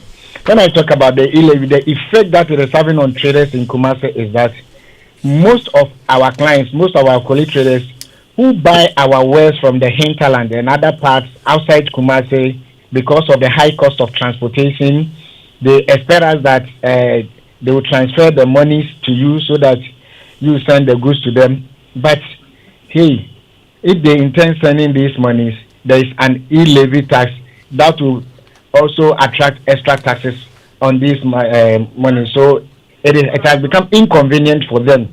The other way around is they should the high cost of transport fares, and the cost of transport fares is as a result of the high taxes on the fuel, because most of our transport operators tell us that if you go to the pumps, they buy fuel at a higher cost. Our colleagues, the drivers tell us if you go to Maazi, there is high cost of spare parts. So it is also having an effect on the cost of transport fare, and it makes us difficult in the cost of doing our business. These are a few expectations that we expect, and as the conversation goes on, I will add others. No doubt. All right. Now, Tony, you in person deal particularly with spare parts. Now, we've already heard from some spare parts dealers in Accra who have certainly raised the issue of import duty. How about Kumasi? Are there any other issues that spare parts dealers like yourself are expecting to hear dealt with by the Finance Minister? Do we have Tony Opong? Oh, it seems we may have lost Tony. Yeah. Okay, we'll reconnect. Tony, are you on the line? No. Okay. Dr. Dominic Owusu is a senior lecturer at UCC School of Business. Doc, are you with us? Yes, please, I'm with you. Fantastic. All right. Now, I know that you've been helping our sister station ATL-FM with a lot of analysis of what the expectations should be in this upcoming budget reading. Give us a bit of a summary of what you think the highlights will be. Good morning once again to your listeners, and thanks for the opportunity. The highlights are not different from what my colleague panelist from the other side also said. Basically, we are looking at the plans of the government to take out those nuisance taxes as was contained in their manifesto, because these were the things that the people looked up to and gave them the mandate. So COVID, we used to complain about it. E-levy, we've been complaining about it. And so we are looking forward that the government will be able to take out these nuisance taxes together with those others that are making the cost of living very high. And so once these things are done, we're also looking at how the government will also make proposals to deal with the revenue shortfalls that is going to be occasioned as a result of the abolition or the scrapping of these taxes. We hope that even though the government is going to scrap those taxes, we will not be also burdened with additional ones, so that it doesn't become like robbing Peter to pay Paul. And so we hope that the government will be able to take part of this burden away from it by scrapping these taxes, and also put in measures so that we can at least have a bit of relief during the period that they are going to be in office. And then secondly has to do with how we are able to manage the dollar against the cedi. You realize that anytime there is a depreciation of our cedi, it triples to every sector of the economy. Transport, we suffer. Because whenever they are going to announce fuel increases, they talk about the dollar, the cedi depreciating. And so in Cape Coast, for example, mostly travel to Accra, Kumasi to buy most of the things that they trade in. And so if cost of transportation is not managed, it's going to also create a lot of problems. And you know the Cape Coast Accra Highway, which is also another thing that we are looking up to, that it was something that the previous government started. We're hoping that, as President Mahama promised, that the first phase will be completed, and then even add a second phase where winning back to Mankasim. And if these things are done for the people of Cape Coast, who mostly travel to Accra, it eases the burden, the pressure, and it will make it easy for us to get to Accra. So we are looking that the budget will basically be able to address these, our concerns as Cape Coasters. Right. Now, I'll come back to you, Dr. Owusu, for a bit more of the big picture in the macro situation. But I think we have Tony Opong back on the line now. Tony, are you with us? Yeah, I'm on the line. Fantastic. Thank you for your patience. So I was asking just before we got interrupted that we know that spare parts dealers are concerned about import duty. Anything in addition that the Asante regional spare parts dealers will be having their minds on? Yeah. Good morning once again, and thank you for having me. The paper dealers of Swami Magazine and Ashanti region as a whole, we are looking forward today to hear from the government that he's promised that he is going to give us a fixed duties at the port. We will hear something good out of that.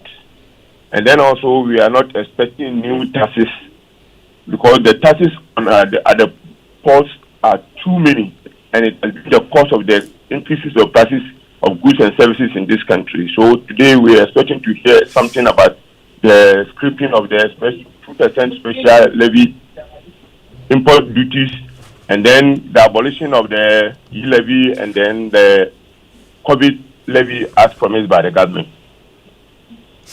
Okay, so you're expecting those levies and taxes to be scrapped as promised. Yes. Tell us, give us a picture of the effect that will have on your business when these taxes, if these taxes are removed. Yeah, like I said earlier, if you take an import duty, levies and the charges on our duties at the port, it amounts to about 50% of the cost of doing business here in Ghana. So if these taxes are removed or something good done about it, it's going to help a lot. It's going to bring prices down, and it's going to help the whole nation. So we think it's a good thing for the government to honor his promise. Okay.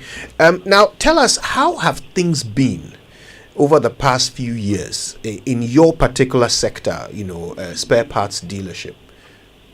The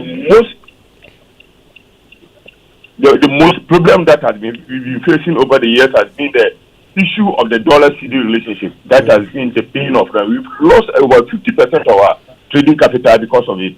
Because today is 10, the next day is 12, then the next day 14. It has been going on and on. So there's no way you can plan.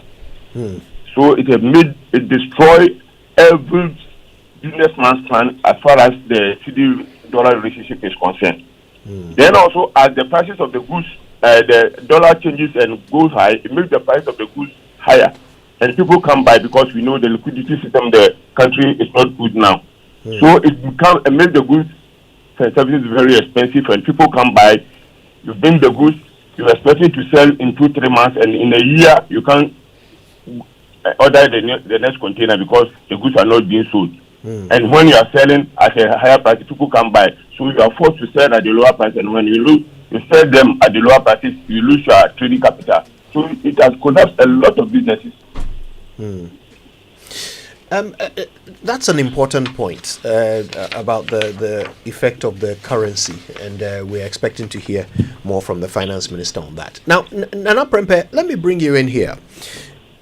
Many of your members of the Federation of Kumasi Traders, many of your members will be described as being in the informal sector of the economy. Now, we know that even though you are in the informal sector, you pay lots of taxes as part of the trade that you conduct. But one of the taxes that we don't really get from the informal sector is income tax, tax on your income. Tell me about that. Do your members tend to pay tax on their income? Well, yes, you are not far from right. Mostly we are in the informal sector. But those who operate in the lockable shops, and currently, if you even come to KGTR right now, the Internal Revenue Department are over around the market collecting their taxes from them. Except those who hawk, the hawkers, for them it is difficult to tax them. But even with them, I can say we still pay tax because there are some goods that we buy from the wholesalers. They put VAT on it. So indirectly, though we are in the informal sector, but we pay. That is our belief, that we pay taxes, because every goods, if you go to the wholesalers to buy them, the invoices that they give you you see a VAT quotation in it. And if the government can find other means, because there are others who also earn income but they don't pay tax. But I think with that, it will be the policy makers who can derive a policy to include or to bring us all into the tax bracket. I think it will be a good idea, because there are a selected few who pay these taxes, and so if the government will expand the tax net to include all, I think it will be good for the country. Yeah. But Kodo, I had this point to also make. Sure. You see, during the campaign period, the president talked about women's banking. Yes, I expect the finance minister to talk about it. But talking about it, how accessible is it going to be for the ordinary woman in the market? Is it not going to be the normal banking system that we have in the system, which is difficult for us to access? Is it going to be a party? Is it going to be party-based line, or it will be open to all of us? How accessible will it be? At what interest rate? Currently, if you want to access a facility from these banks, they will tell you to bring collateral. Most of our women who just need 5,000, 10,000 as startup capitals. If somebody needs 5,000, 10,000 as a startup capital, because where is that person going to get a collateral to come and use it to access this facility? So I expect the finance minister to talk about this women banking and how accessible will it be for these vulnerable women who need just a little amount to start up. I think it is one of the expectations that we expect from the finance minister. Very important. Nana, I want to stay with you for a minute about these about the taxes, okay? Because you and your members are very adamant that you want to see the scrapping of the nuisance taxes. So essentially, the taxes that are making business difficult, you want them to be removed. There are those who say that, well, in exchange, you must also ensure your commitment to nation building by paying tax on your actual income, not the indirect tax through VAT that we all pay, but the tax on the money you earn once you've made your income from your trading. The tax that we all pay on our salaries, the equivalent of that for those of you in the informal sector, that you must also pay it. Are you committed to that? Because just as I said earlier, I think the policy makers have to derive a policy that will catch us up. Because we those in the informal sector, how do you expect me to pay tax on the little income that I earn? Though minimal, but as a citizen, we know it's an obligation for us to pay. But at what form? What form are we going to pay? Because someone who is walking around, at the end of the day, the person earns, let's say, 50 cedis, 60 cedis a day. And we see it as a hand-to-mouth business, because that 50 cedis, it will not even be able to keep the household for the whole day. So if we are going to be supported by the government, in, let's say, that just as I was elaborating about the women's, if we are able to access loan facilities to equip us into our businesses, it will not be difficult for us to pay. Because I find it difficult how I will be able to pay tax on the little income I earn, let's say, because a water seller, maybe someone who is working around a car, around the lorry terminals, around the various markets, the person earns a little over 40 cedis a day. Is that out of that 40 cedis, the person is going to use some as TNT, some for the school, the kids to go to school the next day. So it will be very difficult for such people to be taxed on their income. So I don't know how the policymakers are going to bring a policy out, but it will be a good idea if they could expand it in other ways that we will all contribute to the tax in the development of the country. Okay, thanks for that. I mean, to be fair, for those of us who pay income tax, there are brackets, and so if you are earning below a certain amount, you probably don't even pay any tax on your income, but beyond a certain amount, then you do. So that is probably how it's supposed to work. Let me bring back Dr. Dominic Owusu. Doc, I want us to look at the big picture. we've been calling it the impossible budget here at Joy because the numbers are very difficult to reconcile. Government is expecting to rake in some 318 billion Ghana cedis of revenue. Okay, however, the things we have to spend money on are so huge. So, for example, last year we spent about 32.7 billion on education, about 17 billion on health.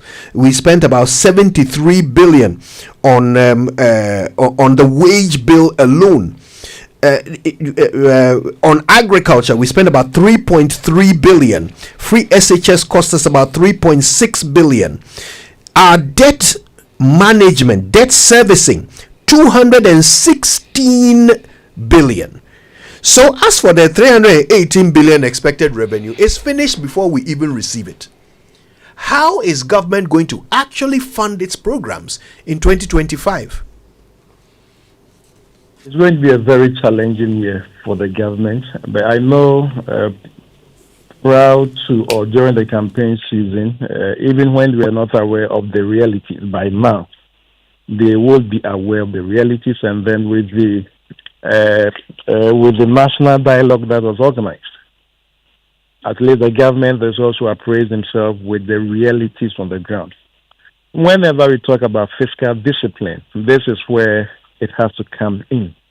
And so that is where we need to prioritize the areas that the government needs to spend. It is not every sector that may have to experience. And that's where the government will have to identify priority areas and areas that if spent over or if the government spends there, they'll be able to reap enough revenue or it will be able to get us the benefit that the nation that the nation deserves.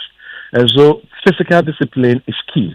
And two, the government's ability to prioritize areas that will require attention. If the government is able to do this and not decide to spend because I have to spend to please the people that voted for me, that is where we need to talk to them for them to know that this is the state that we find ourselves. And so when President Mahama was describing the economy as criminally managed economy and those things, at a point I sided with him because of how things have been managed over the years. And so this is the time we need to show leadership as a president and leadership as a nation. That is it every aspect of the economy that we want to spend on. Looking at the income that we're expecting to generate. What are the priority areas? If education and health is our priority areas, then we should be able to spend. And secondly, when you look at the audit reports, Public Accounts Committee audit reports, and you look at the quantities of monies that the government loses because of the inactions and the actions of public officers, the government need to have a way of plugging those loopholes. Because you cannot always be spending and you are not getting anything on it. And people who are expected to police are the ones who are also engaged in the looting. And so if the government is able to plug those loopholes and take drastic decision or action against public officers who have been involved in some of these thefts and issues, which has contributed the government or the economy losing more money, I think gradually it will be able to get there. And so once we're able to prioritize and once we're able to plug these loopholes, we should be able to generate enough revenue to be able to fund priority areas. And once we're able to address these priority areas, then going forward, it can trickle down to those other sectors that will also require attention.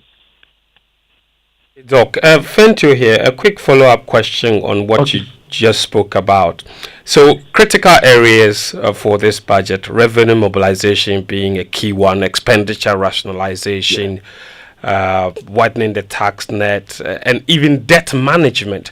Now, you mentioned the importance of plugging the holes in terms of checking public corruption. The government has announced that they want to set up the Independent Value for Money Department, which is expected to save the country around 3 to 4% of the GDP being lost through corruption. How important do you think policies like this particular one could have a huge impact in terms of checking public corruption? This is also part of, as you rightly say, it's part of the measures. Corruption has always been with this. You cannot eliminate corruption entirely. Even economists say that an element of corruption is good. However, the levels that we are witnessing are such that if they are not plugged, And so the policy that the committee, independent evaluation committee, is going to be set up is something that we need to all embrace. This is where the new government wants to take us to. And so we all need to support. One thing is that mostly when government comes out with these nice policies, implementation has always been the problem.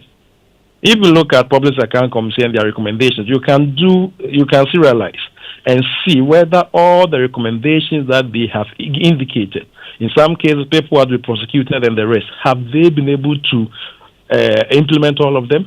And so when it comes to implementation, that has always been the problem. And so the new idea, the policy to have an evaluation committee, because most of these things are also lost through procurement issues. And so once there's a value committee that will assess and then indicate what is right for the nation, at least we can save the country some amount. And as a nation, we also need people who are ethically upright.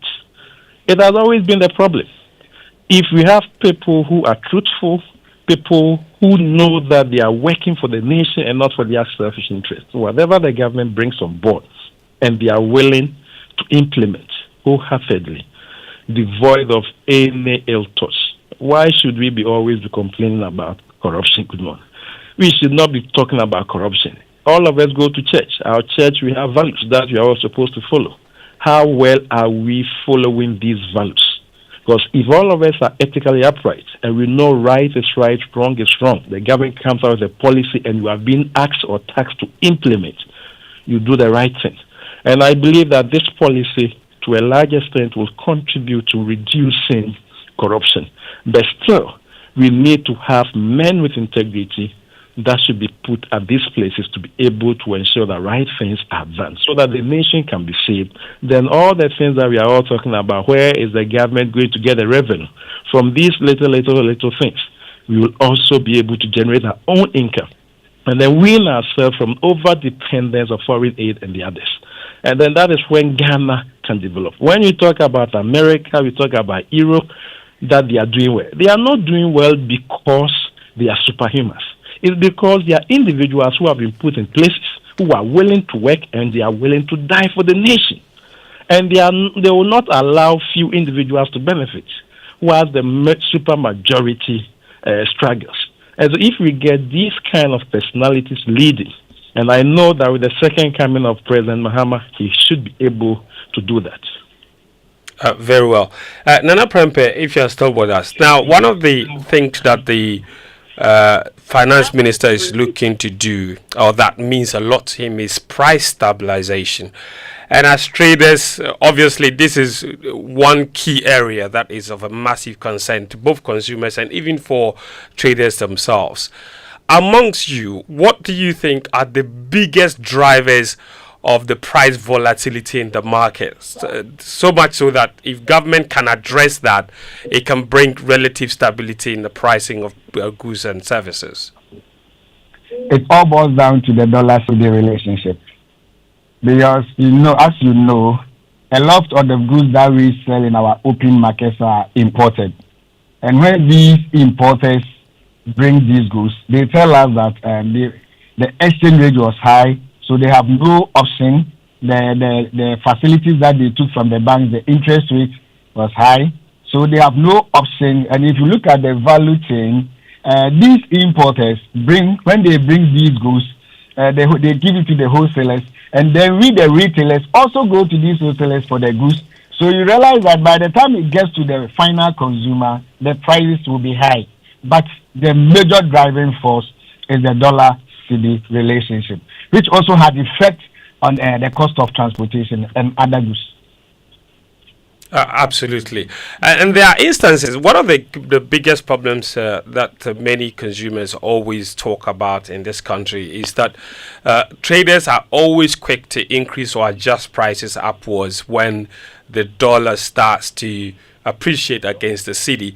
But they don't tend to do the same when the cedi is relatively stable or even when it's appreciating. Among traders, what usually is the conversation around price increases in terms of organization? Is this an organized way of doing this, or what usually is the case in terms of when it's agreeable to increase prices, and when it comes to reduction, people are always a little bit more reluctant? It has been so because we do stock these goods with the higher rate that you brought the goods in. So let me give you a classical example. Let's say within this week, I've gone to bring my goods at a higher cost, at a dollar rate of, let's say, 16.5. I have stocked the goods. Now, within a week or two, the dollar has been reduced to 15.5. Meanwhile, at the time of going for my goods, I bought the dollar at 16.5, meaning that I cannot reduce the goods because the dollar has come down within that short period.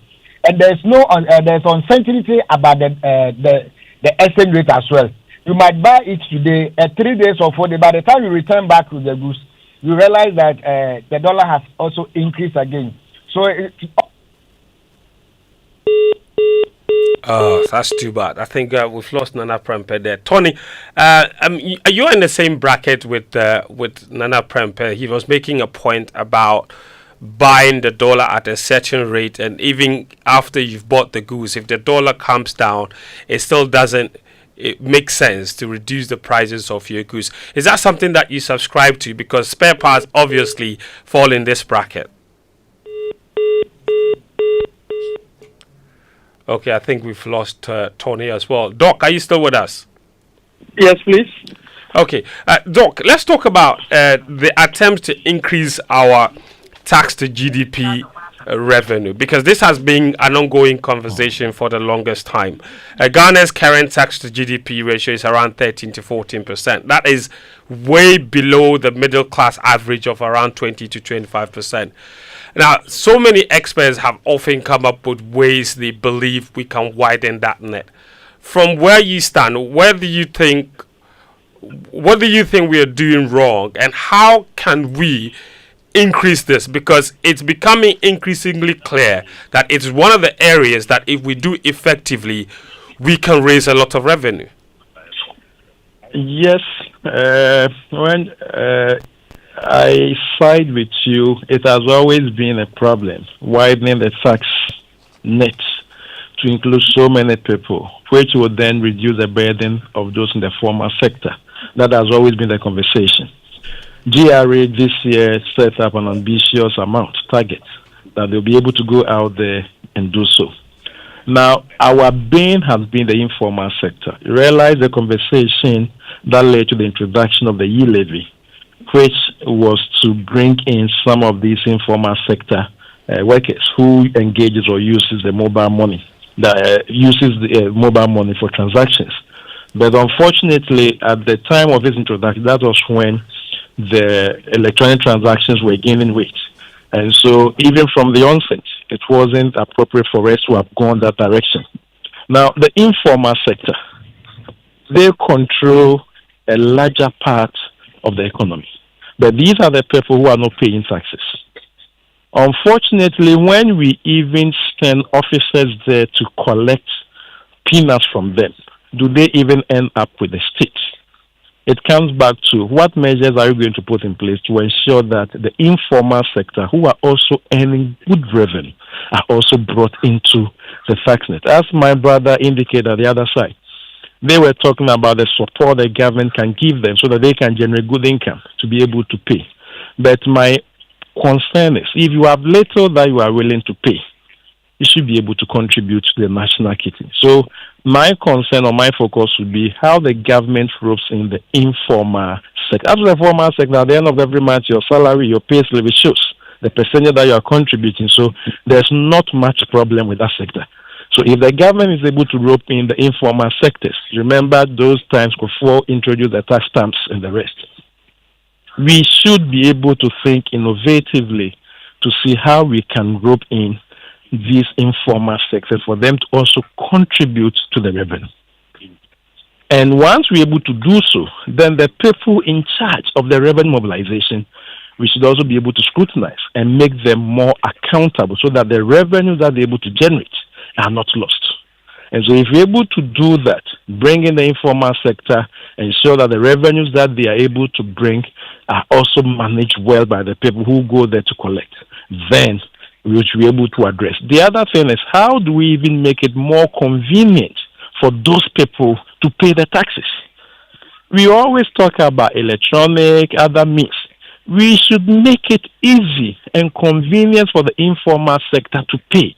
If I will have to go and queue to pay taxes, if I will have to go through a whole lot of documentation to be able to pay it is in itself a disincentive the informal sector, who think that every minute is money.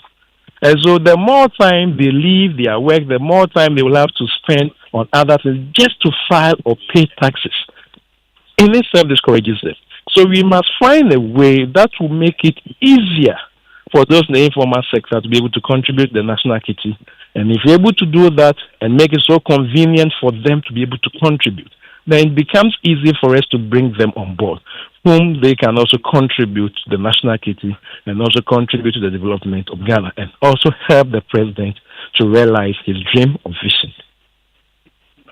I think that's a fantastic point, and it almost looks as if the only way to do that is if there was a way to track the earnings from the informal sector, because leaving the decision to pay taxes in the hands of individuals and asking them to voluntarily go and file the taxes is probably why we are where we are. Because even in the formal sector, if people's income tax wasn't deducted at source and it was given to them and they were asked to go and pay these taxes themselves, it's less likely that we would have been having any source of money from tax revenue from these people. There have been suggestions as well from some institutions, including the IEA, for example, that say the government must consider imposing a super profit tax on the big corporations like those in the extractive industry or the telcos industry, because they argue that this is a practice that is done all around the globe and it will not necessarily be chasing these corporations out. Is that something that you subscribe to, or you believe that because of the small nature of our economy, these corporations are already overburdened and any more taxes like that could chase them out of the country? I don't think so. They are not overburdened. If you look at the revenues that they are generating, and if you look at the income that they are earning, and the benefit they are giving to the state, I think they can do more than that. But to add, in all these conversations, it comes back to the government and their attitude and how they use our money. If people realize that money that they are contributing are not used in a way that is supposed to benefit the rest, what happens? And so when you go out there and you see that roads are being constructed, you see that hospitals are being done, you see that the government is doing little things and the people are seeing, they are witnessing, and you come and you ask them to pay, I don't think naturally people wouldn't respond positively towards that. And so government will also have a role to play. Government should be seen to be doing the right things. Government should be seen to be doing what it has been mandated to do. Back to the issue of the telcos. The telcos are making good money from us. Look at the charges that they were making. At the point when the e-levy was introduced, they reduced their charges. And none of the telcos over the years have declared even a loss. All of them are making profit. So if we are asking them to contribute more towards that, I think it is in the right direction. And the natural resources sector too. We need to also move away from how we be managing the sector. How do we also make them contribute bountifully toward the national cake? It is something that we also need to have a second look at. We want to formalize the sector, but those who are already there, what has been their contribution? And so if we are thinking about the telcos making so much, if you look at the gold trading and you look at the appreciation of the gold on the international market and the rest, we should find a way that when they are also making some of these super profits, the state should also have a way of benefit. And this goes back to the original or initial arrangements that we enter into with some of these corporations. Indeed. Now our time is almost up. Okay. So here's what I'm going to do. Nana Prempeh and Tony Oppong, we've just received indication that the finance minister is listening. Not just him, but his team. They are all listening to you right now. So 30 seconds each. Nana Prempeh and I think we've lost Tony, but Nana Prempeh, you're still with us. In 30 seconds, speak directly to the finance minister. What are you expecting to hear from him today? Because I think we've said a lot, but the most important thing I would like to tell the finance minister from the traders' perspective, and it's about the dollar-cedi relationship. And then two, Kumasi, our interest is about the phase 2, central market, the phase 2 of the central market. We expect the finance minister to talk about it. Fantastic. Nana Prempeh, thank you very much for spending time with us. Nana is the president of the Federation of Kumasi Traders. We also heard from Tony Oppong, who is the Asante Regional Chair of GUTA. We lost him halfway through there. And we've also been hearing from Dr. Dominic Owusu, who is a senior lecturer at the University of Cape Coast's revered School of Business. Thank you all so much for your time with us this morning. It's 9:30. This is the Super Morning Show. We're back with more after these. As a busy professional, I struggled with back and neck strain from long hours at my desk. To improve my focus, productivity, and well-being, I sought expert advice from the CEO of Expert Office Furnish. After being in the furniture business for 25 years, I can tell you two things that causes back pain in the workspace: bad sitting posture and not sitting on a good chair. I recommend to you the Genevia Beeper chair, the chair that helps you to sit right when you don't sit right. It beeps for you to be able to sit right. The next will be the Enjoy chair. It takes every body shape and size. Buy a chair that will support your back and give you that comfort to be able to deliver on your job. Expert Office Furnish offers molding furniture for comfort, productivity, and style. From seating to customized solutions, plus interior decoration services, they've got it all. Find them off the Atomic Hills Estate Road in Ashonman or call 0571 386602 on Facebook and Instagram at Expert Office Furnish.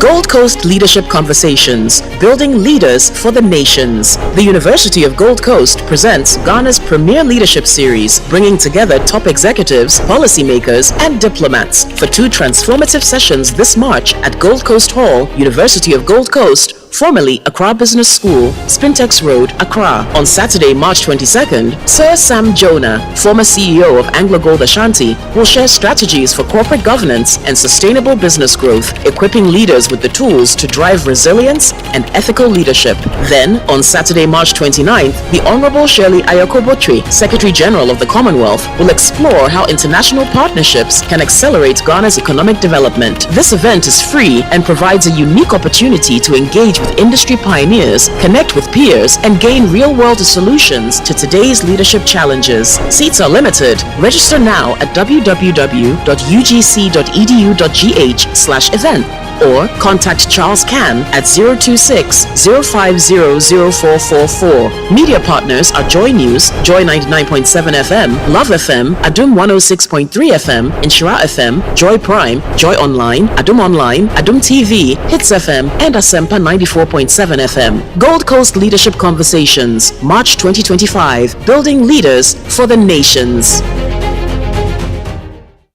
Akofa, do our people know that 3,500 Ghana cedis can get them an experience of a lifetime? Oh yeah, the JFM Volta Adventure Tour this Ghana month gives everyone that chance. Sharpest! 2 nights at the plush Volta Serene Hotel, testing your confidence and fortitude on the Kpando Lake View Zipline, interacting with friendly monkeys at the Tafi Atome Monkey Sanctuary, and then get on top of Mount Gemi. Okay, Kofi, let me say something like so this will also include a refreshing encounter with nature at the Mejopo Waterfalls and another adrenaline drive on the canopy wall. That's right, Akofa, and it gets even better. It gets so much better with a memorable ride and lunch and entertainment on the Dodu Cruise before we get back to Accra. But Akofa, why are you rushing through back to Accra? Have you forgotten there's more? Like the special welcome upon arrival at the Volta Serene Hotel amidst drumming and dancing, local dinner, and the Bobobo session before we call it a night. Oh, how could I have forgotten about that? Even on the second night, there's going to be an electrifying nightclub session where DJ Black will treat us to one local jam after the other till Mama calls. And for those who may not want to dance, well, you can be at the theater watching I Told You So. Indeed, this is a proper 30th anniversary package for us to bond with our audience even better. The Volta Adventure happened from 21st to the 23rd of March 2025. Rate is only 3,500 Ghana cedis for everything.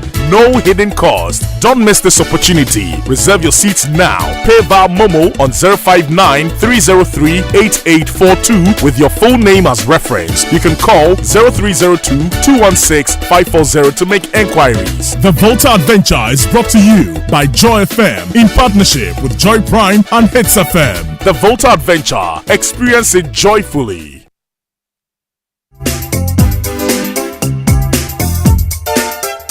Coffee in your cup and Joy on the set. The Super Morning Show is always the best bet on Joy 99.7 FM.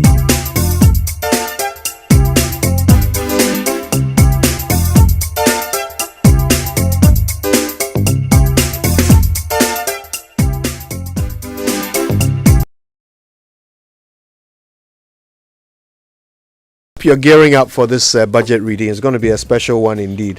I have a feeling years from now we'll all be asking ourselves, were you there when the first budget was read, right? Yeah, something about this budget is going to really strike a chord through history. I have a feeling. I have a beef though. Kojo. Mhm. Look, I've seen the arguments from people for why, for example, the betting tax should not be abolished. And I've seen even the IEA's own argument that perhaps they should consider reducing the percentage maybe from 10% to 5% because they believe it's supposed to be a sin tax, right? So we have to keep it there as a discouraging measure against the act of betting. And I'm thinking, for example, how does placing a 10% or even 5% on bet winners discourage the youth from betting? It won't. And you see, that's the interesting point you've made because I share your beef. You see, look, you may think of it as a sin tax. I don't. I think of it as an income tax. Right. Whatever you earn in this country, you should pay tax on it. This idea that this one, I won it in a bet, so I don't have to pay tax. I don't know where it comes from. Right. Is that not income? Is that not money coming in? Why don't you want to pay tax on it? So the whole argument that it is supposed to discourage the youth, I'm not bothered about that at all. You let everybody bet. They should pay tax. Right. I'm not bothered about it. You see, the morality of it there, yes, maybe you ascribe to a certain set of moral principles that say that betting is wrong. And that's okay.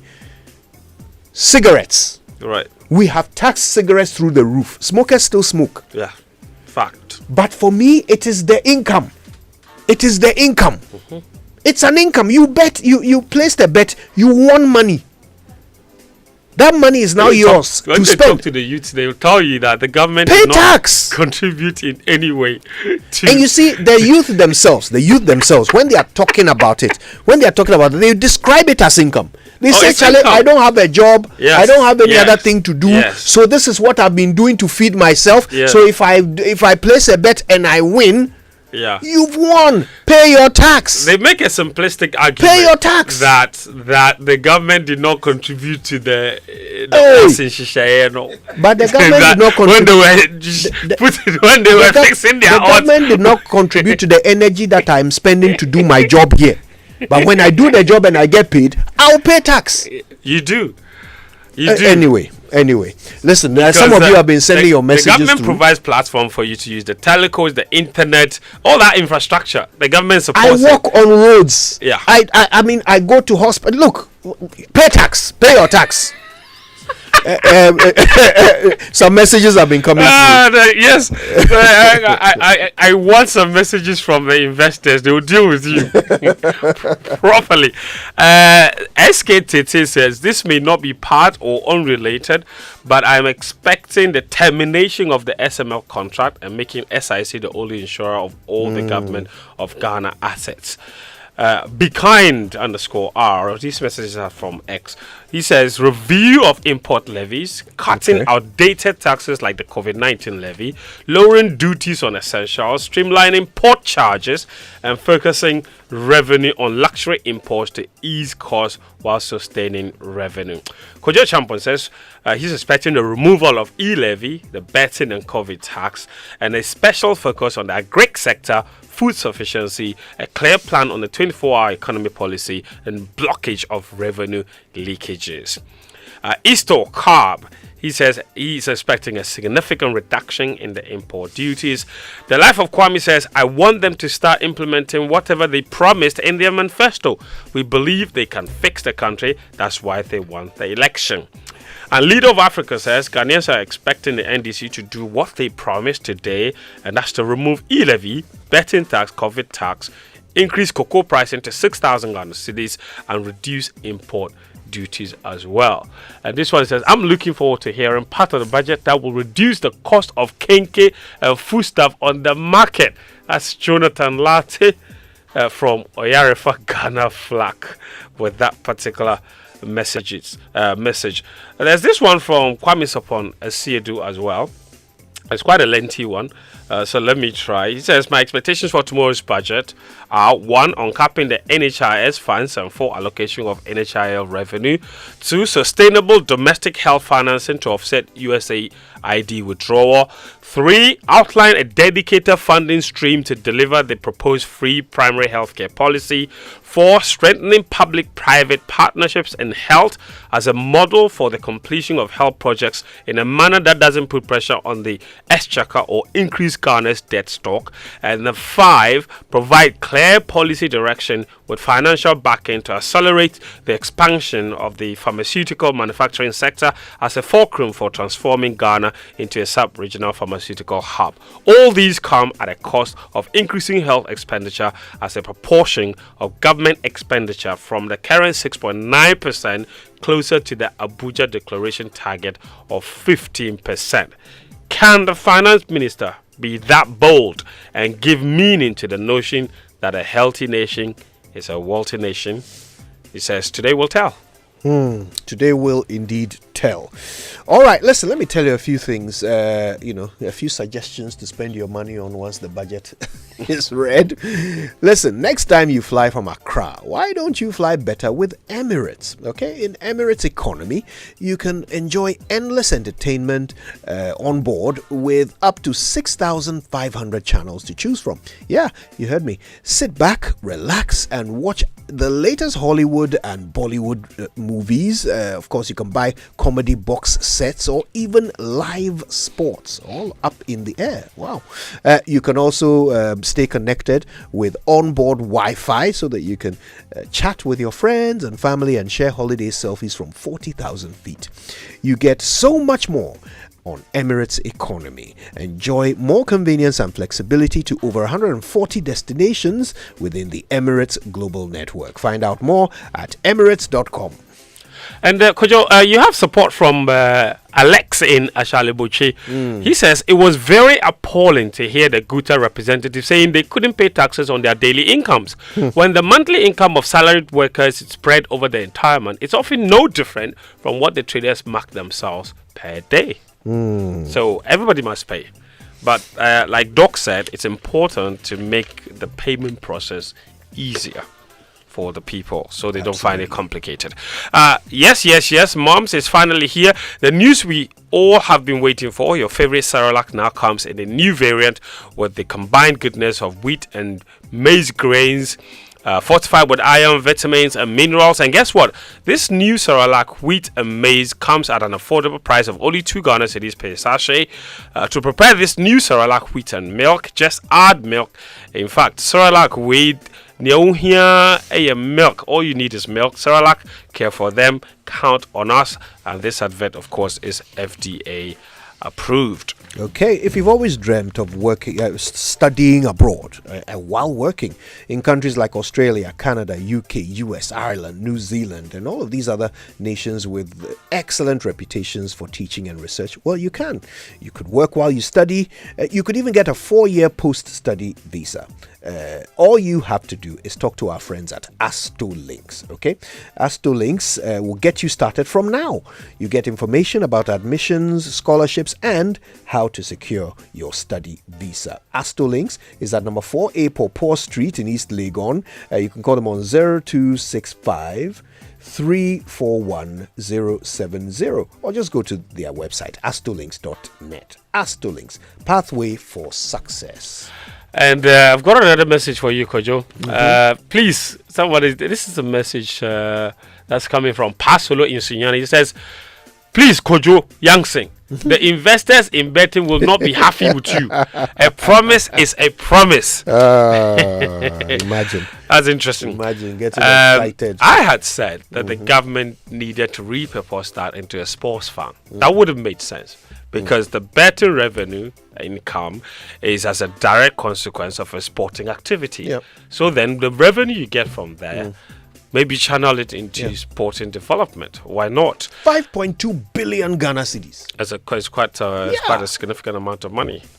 But that bet is in two folds, and many people don't know about the other one or don't talk about the other one. It's called a gross gaming revenue, GGR. That is 20% on lottery stakes. For that, that's not taken from the winning. That's taken from every stake. So every lottery stake you make, every ticket you buy, yes, whether you win or not, the government takes 20% of it. That one stays as well. Yeah, you know, so maybe the government can think about repurposing that one into as the seed money for the establishment of the sports fund. Why not? But Joy Business and the University of Gold Coast invites you to the Gold Coast Leadership Conversations 2025. It's as follows. On March 22, 2025, we are having a conversation on the topic Global Leadership and Corporate Governance Strategies for Sustainable Business Growth. The guest speaker is Sam Jonah, renowned business leader and statesman.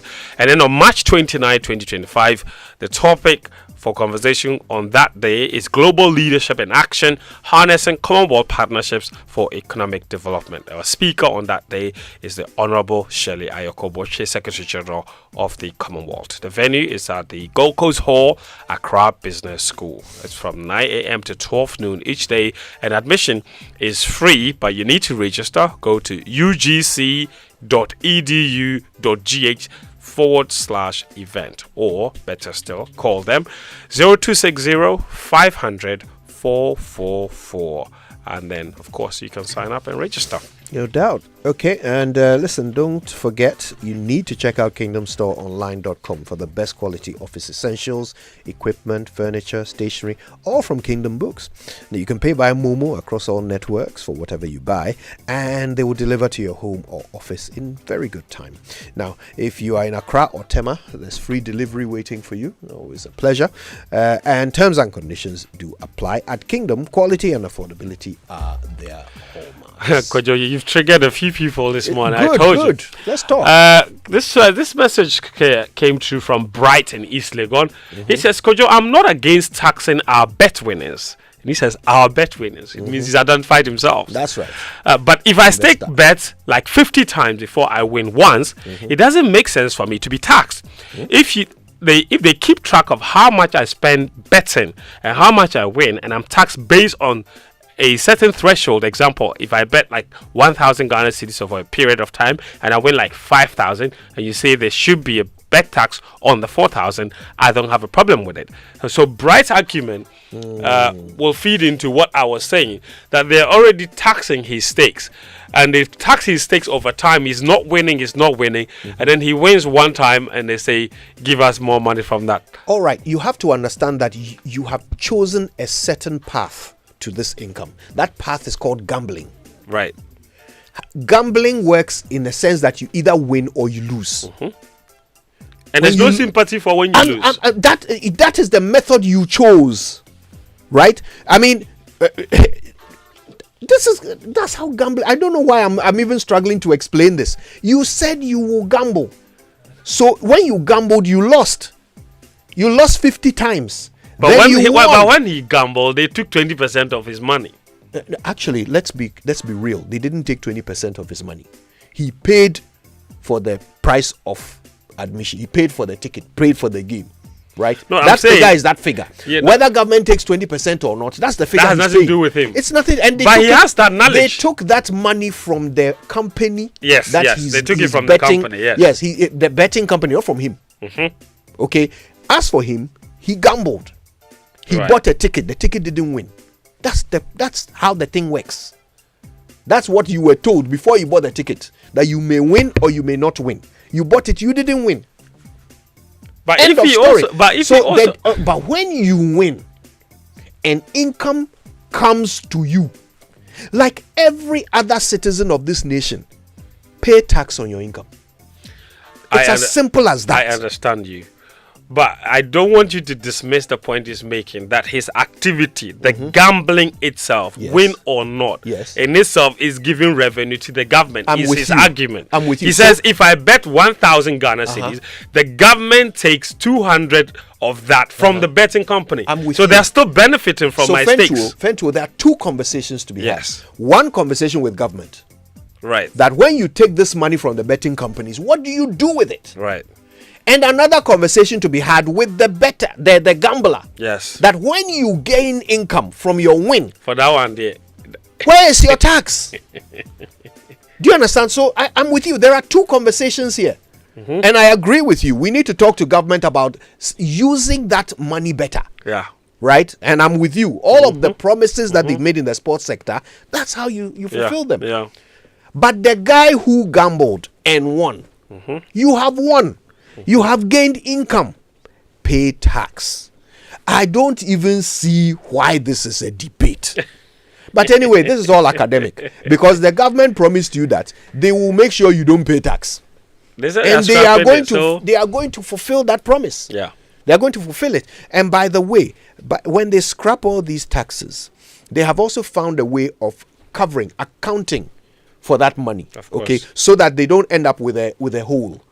All right, and they've done some very clever work with something called the tax refund account held by the Ghana Revenue Authority.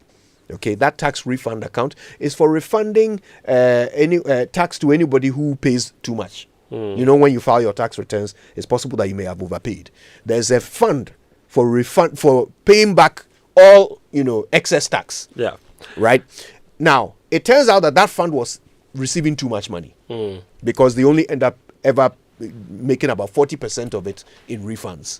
60% doesn't get used for refunds. And just sitting there.